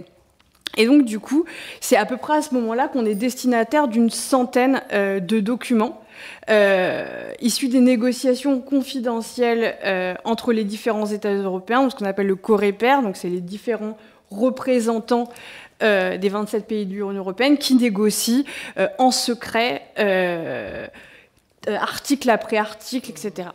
Et donc, du coup, à l'occasion de ces négociations, chaque État a la possibilité de présenter ce qu'on appelle ses lignes rouges. Donc voilà, cette ligne rouge, cet article est pour moi une ligne rouge, ça veut dire qu'on ne cédera pas sur ce point. Et il se trouve qu'effectivement, la France est très, très vindicative, puisqu'on peut lire dans les comptes rendus, elle est très, très radicale, très vindicative sur différents points. Donc cette première ligne rouge qui est la sécurité nationale et l'autorisation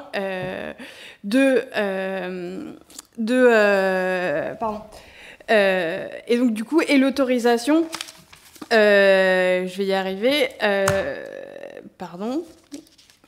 je vais y arriver.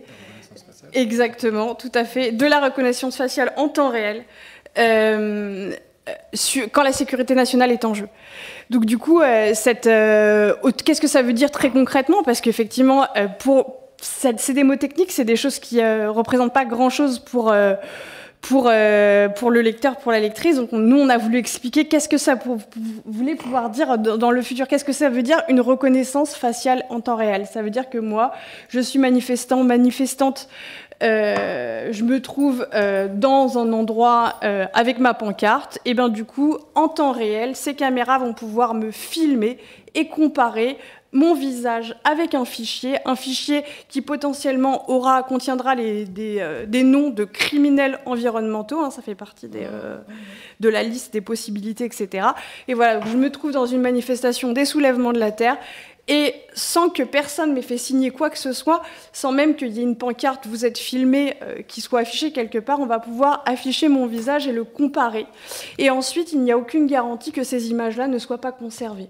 C'est-à-dire que demain, je me rends une nouvelle fois à une autre manifestation.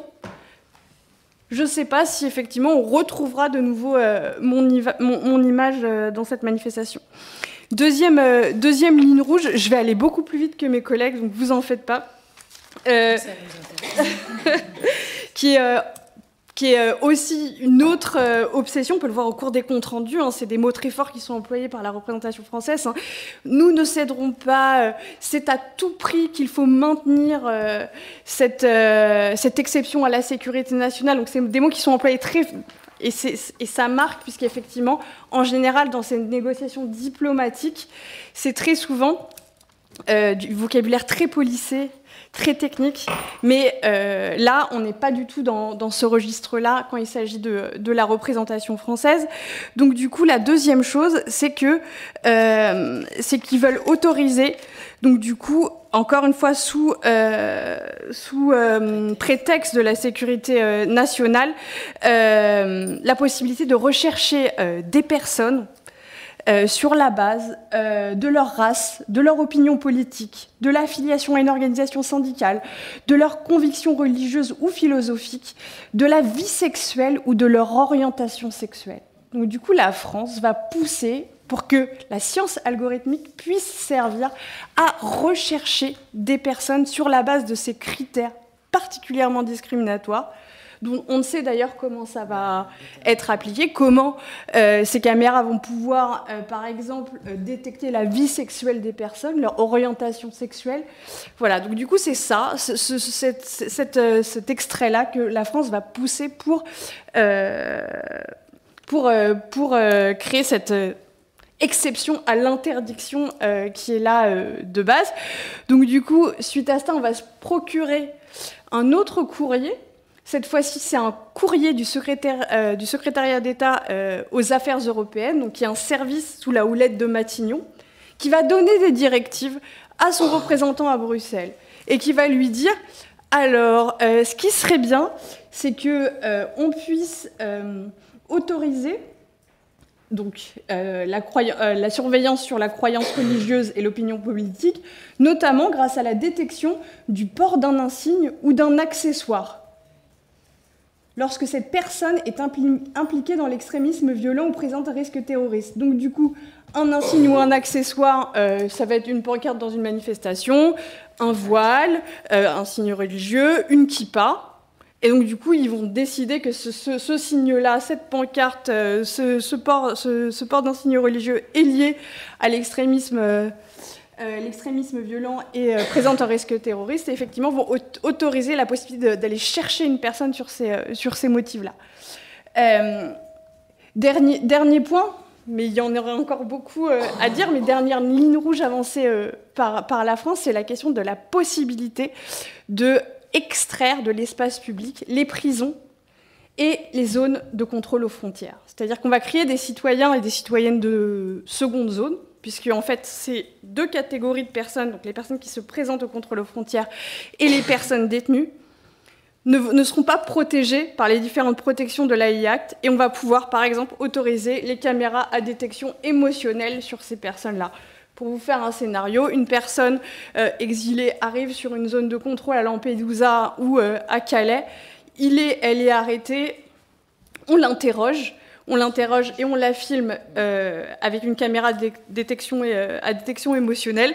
Elle présente à juste titre des signes de stress, d'angoisse, et on va pouvoir déduire que cette personne-là potentiellement ment sur son âge, par exemple, sur son pays d'origine, etc.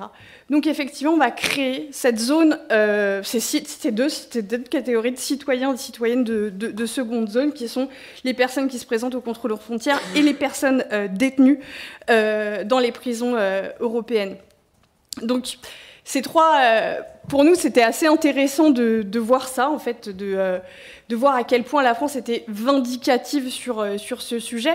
Après, en discutant les différentes sources, notamment ce qui pesait énormément dans l'argumentaire, c'est les Jeux Olympiques.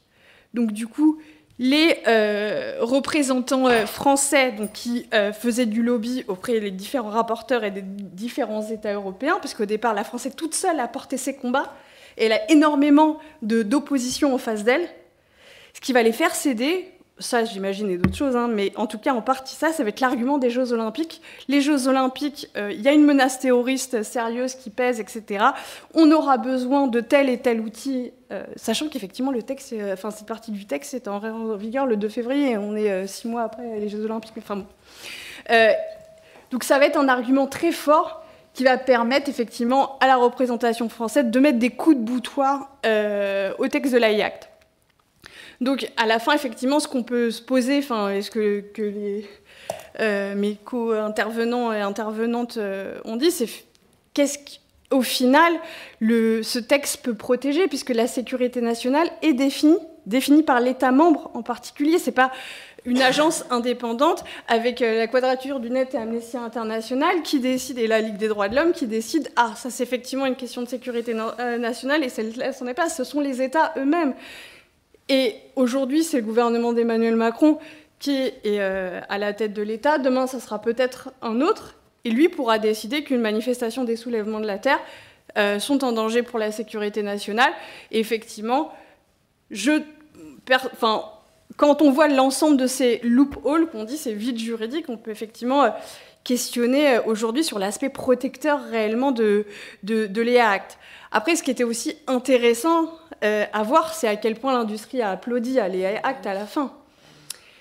L'industrie, avec un certain nombre de fleurons européens qui ont décidé de se tailler la part du lion dans pas seulement les applications, mais aussi l'AI générative, et donc du coup qui ont décidé effectivement d'être les premiers en fait à concurrencer les géants américains, de se dire on va pouvoir développer pléthore d'applications qui vont être utilisées pour l'ensemble de cette surveillance généralisée en Europe. Et effectivement, quand on voit les déclarations au lendemain de l'adoption de ce AI Act, on se dit qu'effectivement, il n'y a pas que des malheureux dans l'adoption de ce texte. Voilà. Merci beaucoup. Donc oui, comme je le disais en introduction, les enjeux sont vraiment multiples et je crois que nous avons beaucoup de raisons de nous inquiéter. S'il y a des questions peut-être dans la salle, oui, n'oublie pas d'allumer le micro. Oui, merci beaucoup pour vos interventions. J'ai une question. Est-ce que vous avez connaissance de beaucoup de contentieux contre des villes ou qui auraient adopté des logiciels de VSA et selon vous, à quelle échéance ça pourrait aboutir? Est-ce qu'on pourrait aboutir à une jurisprudence qui pourrait, à défaut d'avoir une loi protectrice, peut-être une jurisprudence qui l'est, quoi? Merci beaucoup pour cette question. Il y a eu depuis 2019 un certain nombre de contentieux portés par des associations de défense des droits en lien avec des avocats engagés dans la défense des libertés publiques. À la Quadrature du Net, on a dès 2019, par exemple, porté un recours devant le tribunal administratif de Marseille contre un projet d'expérimentation de la reconnaissance faciale pour surveiller les entrées et sorties de lycéens dans la région sud, région PACA. Un projet expérimental voulu à l'époque par Christian Estrosi et Renaud Muselier, les deux coprésidents de la région, et qui devait d'abord être expérimenté dans 2 établissements avant une généralisation. On a porté donc un recours, et ça fait partie des principales victoires qu'on a obtenues sur le terrain contentieux dans le cadre de la campagne Technopolis. La justice administrative a estimé que dans aucun cas, en vertu du RGPD, le recours à la reconnaissance faciale dans des établissements scolaires pouvait être proportionné et justifié. Et donc, pour l'instant, on a un principe d'interdiction qui reste très fort. On a obtenu aussi une victoire contre les drones qui, pendant 2 ans, ont été cloués au sol pour défaut de base légale. Leur usage reste impossible pour les polices municipales.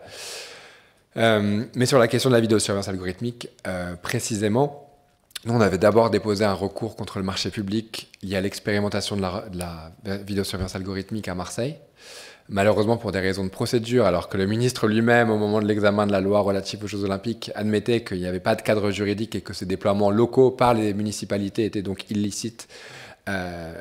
Pour des motifs de procédure, on a été débouté. Mais il y a eu entre-temps aussi une série de contentieux portés par la LDH avec l'Adelico suite aux révélations de Disclose autour des usages du logiciel Briefcam, malheureusement, qui ont eu tendance à se concentrer sur la question de la fonctionnalité reconnaissance faciale de Briefcam, ce qui n'était pas forcément tout à fait pertinent. En tout cas, ça a été assez facile pour les juges d'écarter une partie de ces recours. Donc ça n'a pas donné grand-chose à ce moment. Nous, et du coup, la principale jurisprudence aujourd'hui qui qui importe sur ces enjeux, c'est celle obtenue devant le tribunal administratif de Grenoble, dans l'affaire Moiran, où le tribunal reconnaît que les usages du logiciel BriefCam sont disproportionnés. Et donc ça fait partie, c'est une décision très importante qui peut être utilisée aujourd'hui pour porter recours contre les usages locaux de la vidéosurveillance algorithmique. Et donc ça fait partie des principales victoires contentieuses.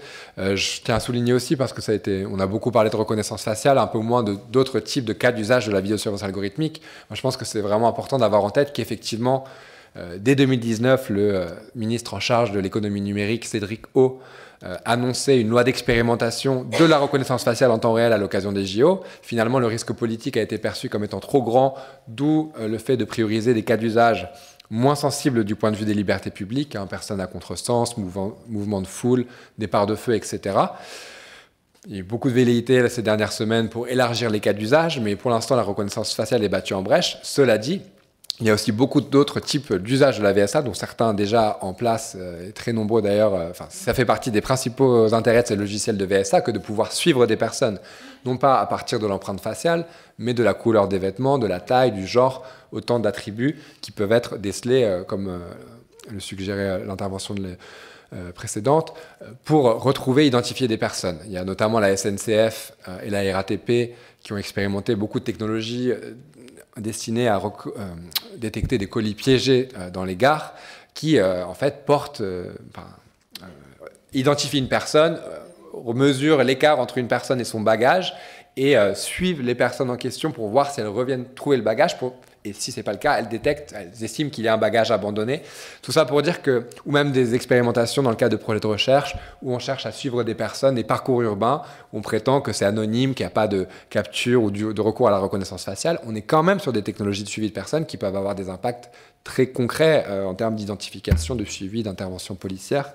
Et je voudrais aussi rappeler à quel point M. Cédric O, donc ancien ministre qui quitte la politique politicienne en 2022 à la veille de la présidentielle, se recycle dans le secteur de la tech. Il est au conseil d'administration de Mistral AI et c'est lui qui semble, disons, conduire à ce que la France tienne des positions beaucoup plus critiques vis-à-vis du règlement IA qui est alors en cours de négociation et qui estime notamment que des principes d'interdiction trop larges, au-delà même des seuls enjeux policiers, risquent de dissuader ou en tout cas d'affaiblir l'innovation européenne et qui donc a été l'un des artisans de ces reculs que mentionnait Leïla.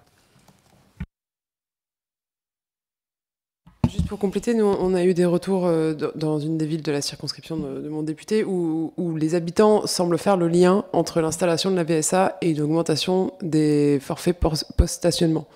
Et donc je me demandais si c'était quelque chose que vous aviez déjà entendu parler et qu'en l'occurrence dans notre ville, tout ce qui est verbalisation pour le stationnement est sous-traité à une entreprise qui de plus en plus a de moins en moins de gens qui travaillent pour elle et qui était de moins en moins efficace. Et tout d'un coup, il y a eu une augmentation et ils sont plus efficaces alors qu'ils ont toujours moins de monde.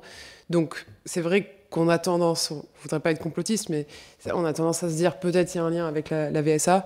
Et par exemple, les gens qui sont dans leur voiture à 3h du matin sur un endroit où ils ne devraient pas être, les forces de l'ordre arrivent beaucoup plus rapidement qu'avant pour leur dire qu'il faut qu'ils bougent. Voilà. Donc, en tout cas, nous, dans cette ville-là, on a plutôt l'impression que ça a aussi un intérêt économique à la VSA. À renflouer les caisses de la ville, mais ça reste à prouver encore.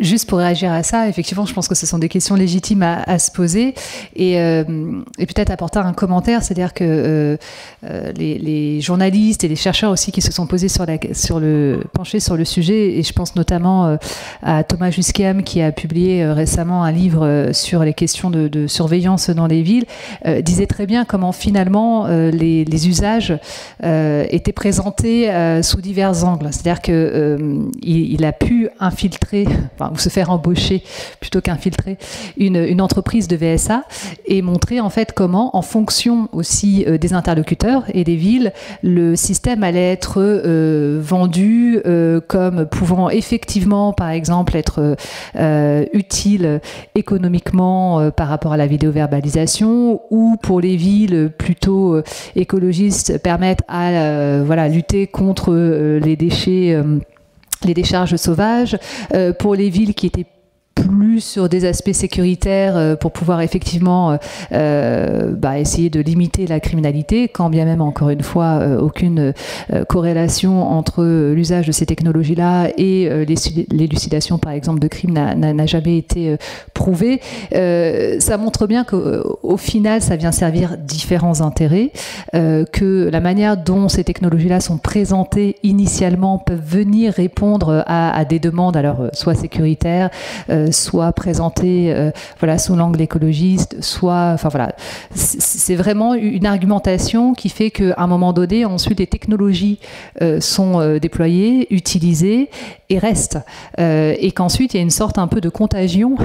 Nous, on a rencontré un certain nombre de municipalités et de communes qui nous disaient finalement, on n'avait pas forcément dans l'idée d'installer des caméras de vidéosurveillance, mais comme la commune d'à côté en avait, finalement, on s'est dit qu'il valait mieux en avoir pour, encore une fois, donner aussi cette impression de répondre à une demande, et parce qu'il y avait une pression très forte qui venait d'en haut également. Donc, il y a très certainement, effectivement, cet enjeu économique qui... Alors, nous, on n'a pas documenté la question, c'est pour ça que je ne peux pas aller plus dans le détail, parce qu'on n'a pas effectué de recherche sur le sujet, mais on voit très clairement comment, finalement, l'argument de vente est variable, et que le démarchage fait par ces entreprises-là vient s'adapter aux priorités des potentiels clients et des municipalités, et souvent selon, effectivement, leur orientation politique ou leurs priorités politiques. Si je peux me permettre, Thomas Juscam, il rappelle justement à quel point la vidéoverbalisation et la possibilité de générer beaucoup de recettes pour les municipalités est centrale dans les échanges entre ces prestataires, vendeurs de vidéosurveillance algorithmique et les directeurs généraux des services dans les villes. Mais du coup, vraiment la jurisprudence Moirant, pour revenir à la situation locale que vous évoquiez, peut être très utile pour tenter de battre en brèche l'utilisation de ces logiciels. Ce qui est très clair, c'est que oui, voilà, la vidéoverbalisation, d'ores et déjà, ces systèmes peuvent tout à fait la faciliter, et demain, on peut même envisager une forme d'automatisation ou quasi-automatisation de la vidéoverbalisation avec la VSA. Oui, j'avais une remarque sur ce que vous disiez sur l'acceptabilité sociale de ces technologies. J'ai l'impression qu'on assiste un peu à un glissement sémantique en ce moment. On parle beaucoup de vidéoprotection et plus de vidéosurveillance. Et même les médias, d'ailleurs, s'emparent de ces mots et parlent désormais de vidéo de protection. Est-ce que vous le constatez aussi dans l'hémicycle? Est-ce que c'est compliqué aussi de lutter contre ce glissement? Oui, c'est une évidence dans l'hémicycle, parmi les élus locaux, les services de l'État qui sont en contact avec nous, les députés, ou enfin n'importe quel type d'élus. Oui, bien sûr, il y a un glissement. Et du coup, on vous met en cause, puisque l'on vous dit « Ah bon, mais vous refusez ces dispositifs, mais vous ne voulez pas protéger ». Alors là, c'est plus les élus locaux, vos propres habitants et vos propres citoyens, pour vous mettre dans le coin du ring. Et c'est vrai qu'il a fallu faire beaucoup de pédagogie, entre guillemets, auprès des habitants, dans des réunions. Enfin, moi, j'ai fait des dizaines et des dizaines de réunions, parce qu'en fait, non seulement j'étais la première adjointe, mais j'étais en charge de la tranquillité publique. Bon, vous voyez un peu le truc. Et donc, du coup, il a fallu mener des dizaines et des dizaines de discussions avec les habitants, quels qu'ils soient, quel que soit le milieu, quel que soit le quartier, pour leur dire, mais en fait, non, on ne va pas le faire. On ne va pas le faire parce que c'est un mensonge. Parce qu'en vrai, vous ne serez pas, de toute façon, protégés. En revanche, vous serez surveillés. Ça, c'est incontestable. Et comme il y a un développement des CSU, des centres de surveillance urbains qui sont partagés, police nationale, gendarmerie, ça dépend des zones évidemment, et les dispositifs municipaux, chacun a bien compris. Il y a une circulation des images, hein, parce que peut-être, je ne sais pas, ce ne serait pas un bon argument, mais admettons qu'on dise, oui, mais au vu des compétences des communes, de toute façon, finalement, vous n'allez pas faire beaucoup de mal aux citoyens. Bon, admettons. Sauf que de toute façon, ces images, elles sont partagées. Et que du coup, vous avez autant votre pauvre policier municipal devant 10 écrans qui, environ au bout de 20 minutes, n'a pas un cerveau de toute façon qui est fait pour regarder tous ces écrans. Donc Madame Polu peut se faire trucider, il n'y a pas de difficulté sous les yeux de votre pauvre policier municipal, encore une fois, que vous avez collé devant vos écrans. Mais il y a aussi des représentants des services de l'État que sont des policiers et des gendarmes. Donc il y a un véritable glissement. Il y a la question de l'industrie. C'est vrai qu'il y a évidemment un lobby extrême de la part de l'industrie.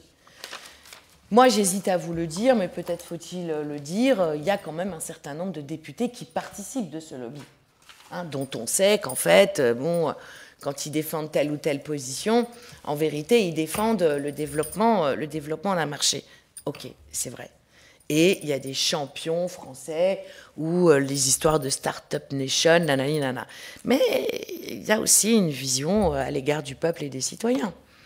Et il y a quand même, idéologiquement, moi je le crois, en particulier parmi la Macronie, puisque c'est eux qui sont au pouvoir aujourd'hui, cette idée selon laquelle, tendanciellement, le peuple, il est quand même un peu dangereux. Surtout qu'on ne répond pas aux vrais enjeux, que sont la lutte contre les inégalités sociales, que sont l'accès au savoir pour tous, hein, par exemple, voire un certain nombre de révoltes qui sont liées à la non prise en compte du dérèglement climatique dont on sait qu'il remet en cause l'avenir même de l'humanité. Bon, donc il peut quand même y avoir un vrai intérêt politique à surveiller les gens, au-delà, et puis une vision aussi, bon, mais je veux pas aller trop loin. Mais moi, je perçois quand même l'idée selon laquelle le peuple est dangereux en soi, finalement. Mais bon, laissons ça de côté, parce qu'évidemment, c'est tout à fait exagéré et déplacé de ma part de dire une chose pareille. Mais en tout cas, il y a cette idée selon laquelle il est de toute façon nécessaire, au-delà des questions de capitalisme, etc., de surveiller le peuple.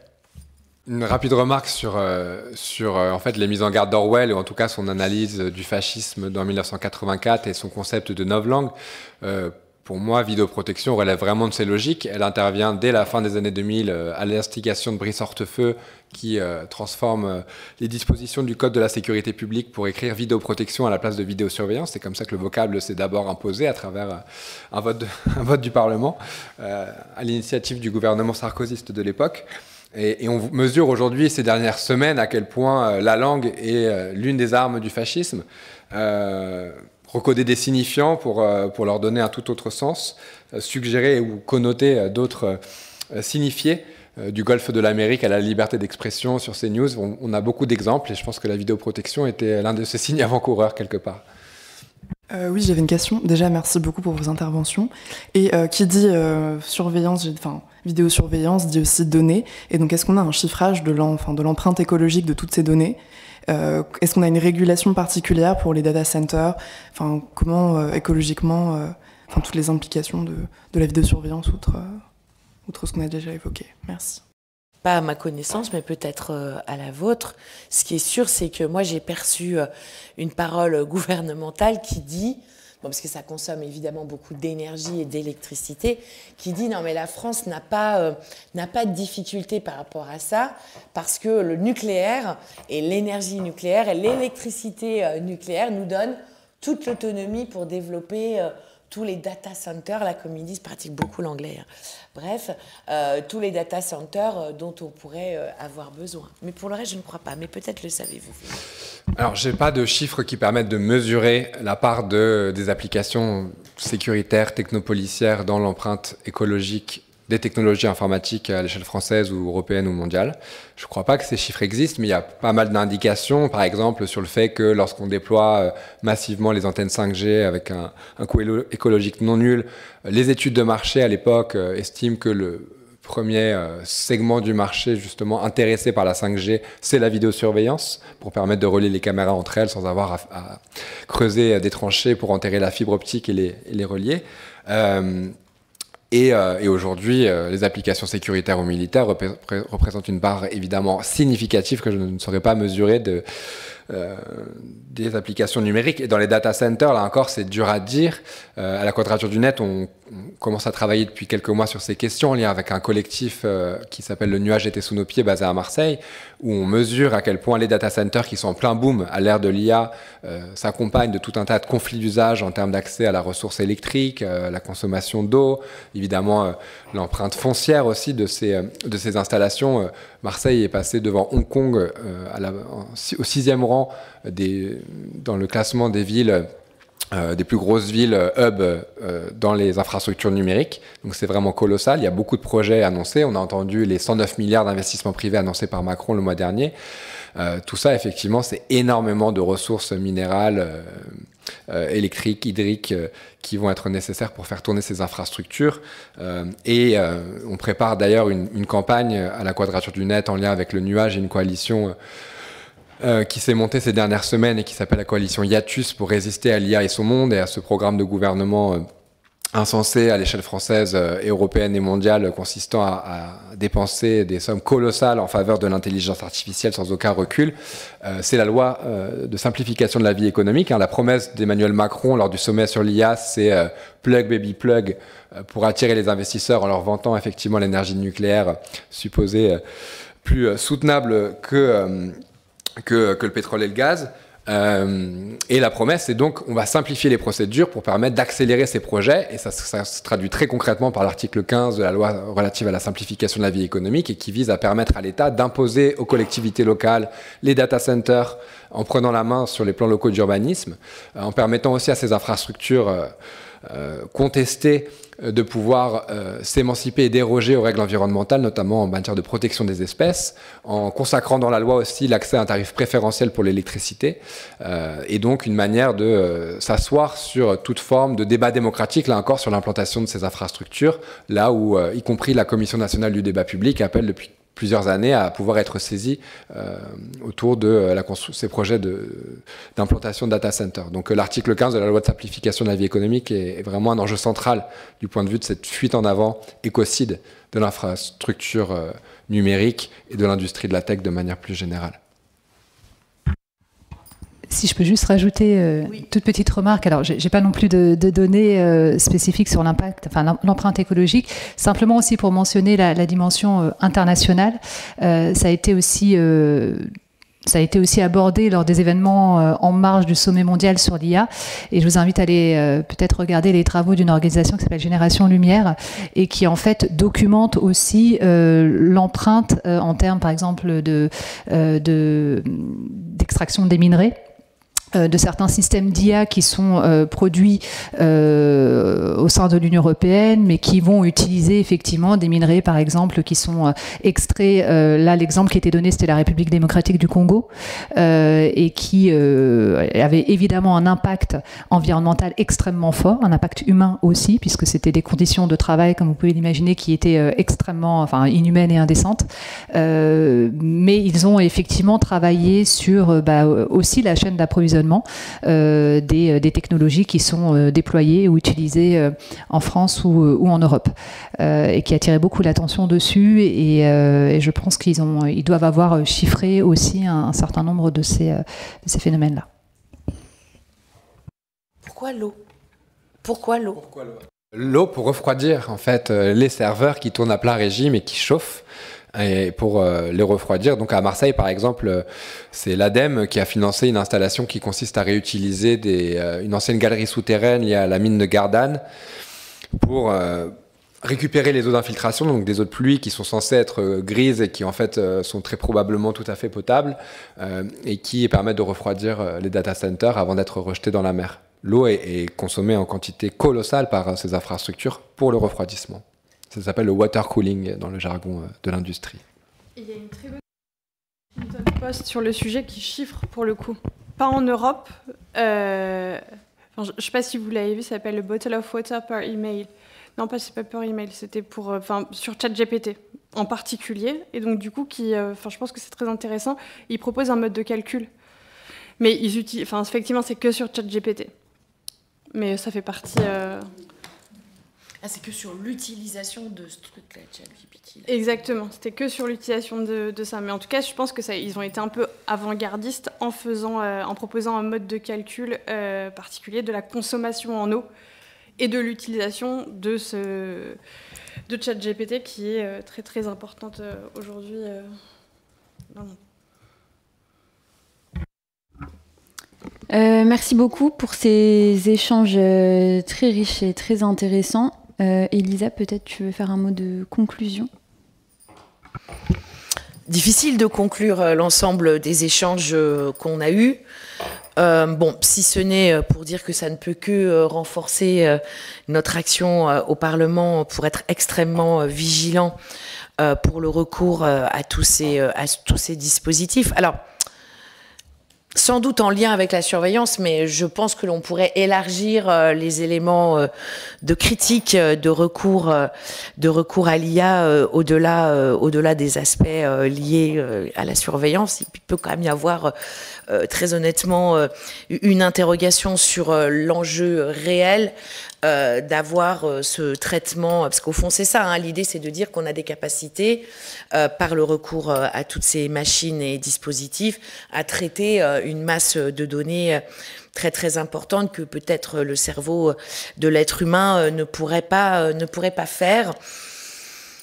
Bon, ça vaut peut-être le coup qu'on s'interroge, y compris sur le fond de ce sujet-là, qui, entre autres, fait sens vers cette notion d'être humain augmenté. Bon.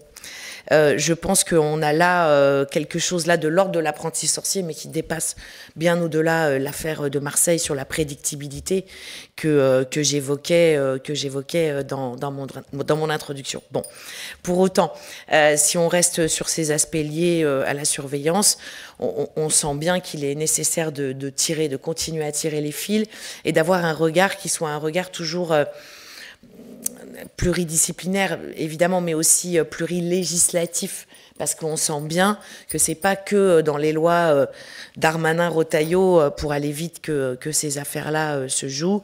Vous faisiez allusion, par exemple, à l'article 15 de la simplification de la vie économique. Bah, on n'est pas en dehors, finalement, des sujets que l'on traite, parce qu'il y a aussi tout l'impact, indépendamment de l'IA en tant que telle, et de ce qu'elle peut représenter pour les êtres humains et l'humanité d'une façon générale, tout l'impact que peut avoir le développement de ces dispositifs. Ça nous, évidemment, si besoin était, soyons honnêtes, nous conforte dans l'idée selon laquelle il est impératif de déposer cette PPL. Bon. Évidemment, derrière, il va falloir qu'il y ait un travail pour qu'un certain nombre de députés de divers groupes la signent. Et ça n'est pas si simple que ça. Hein, bon.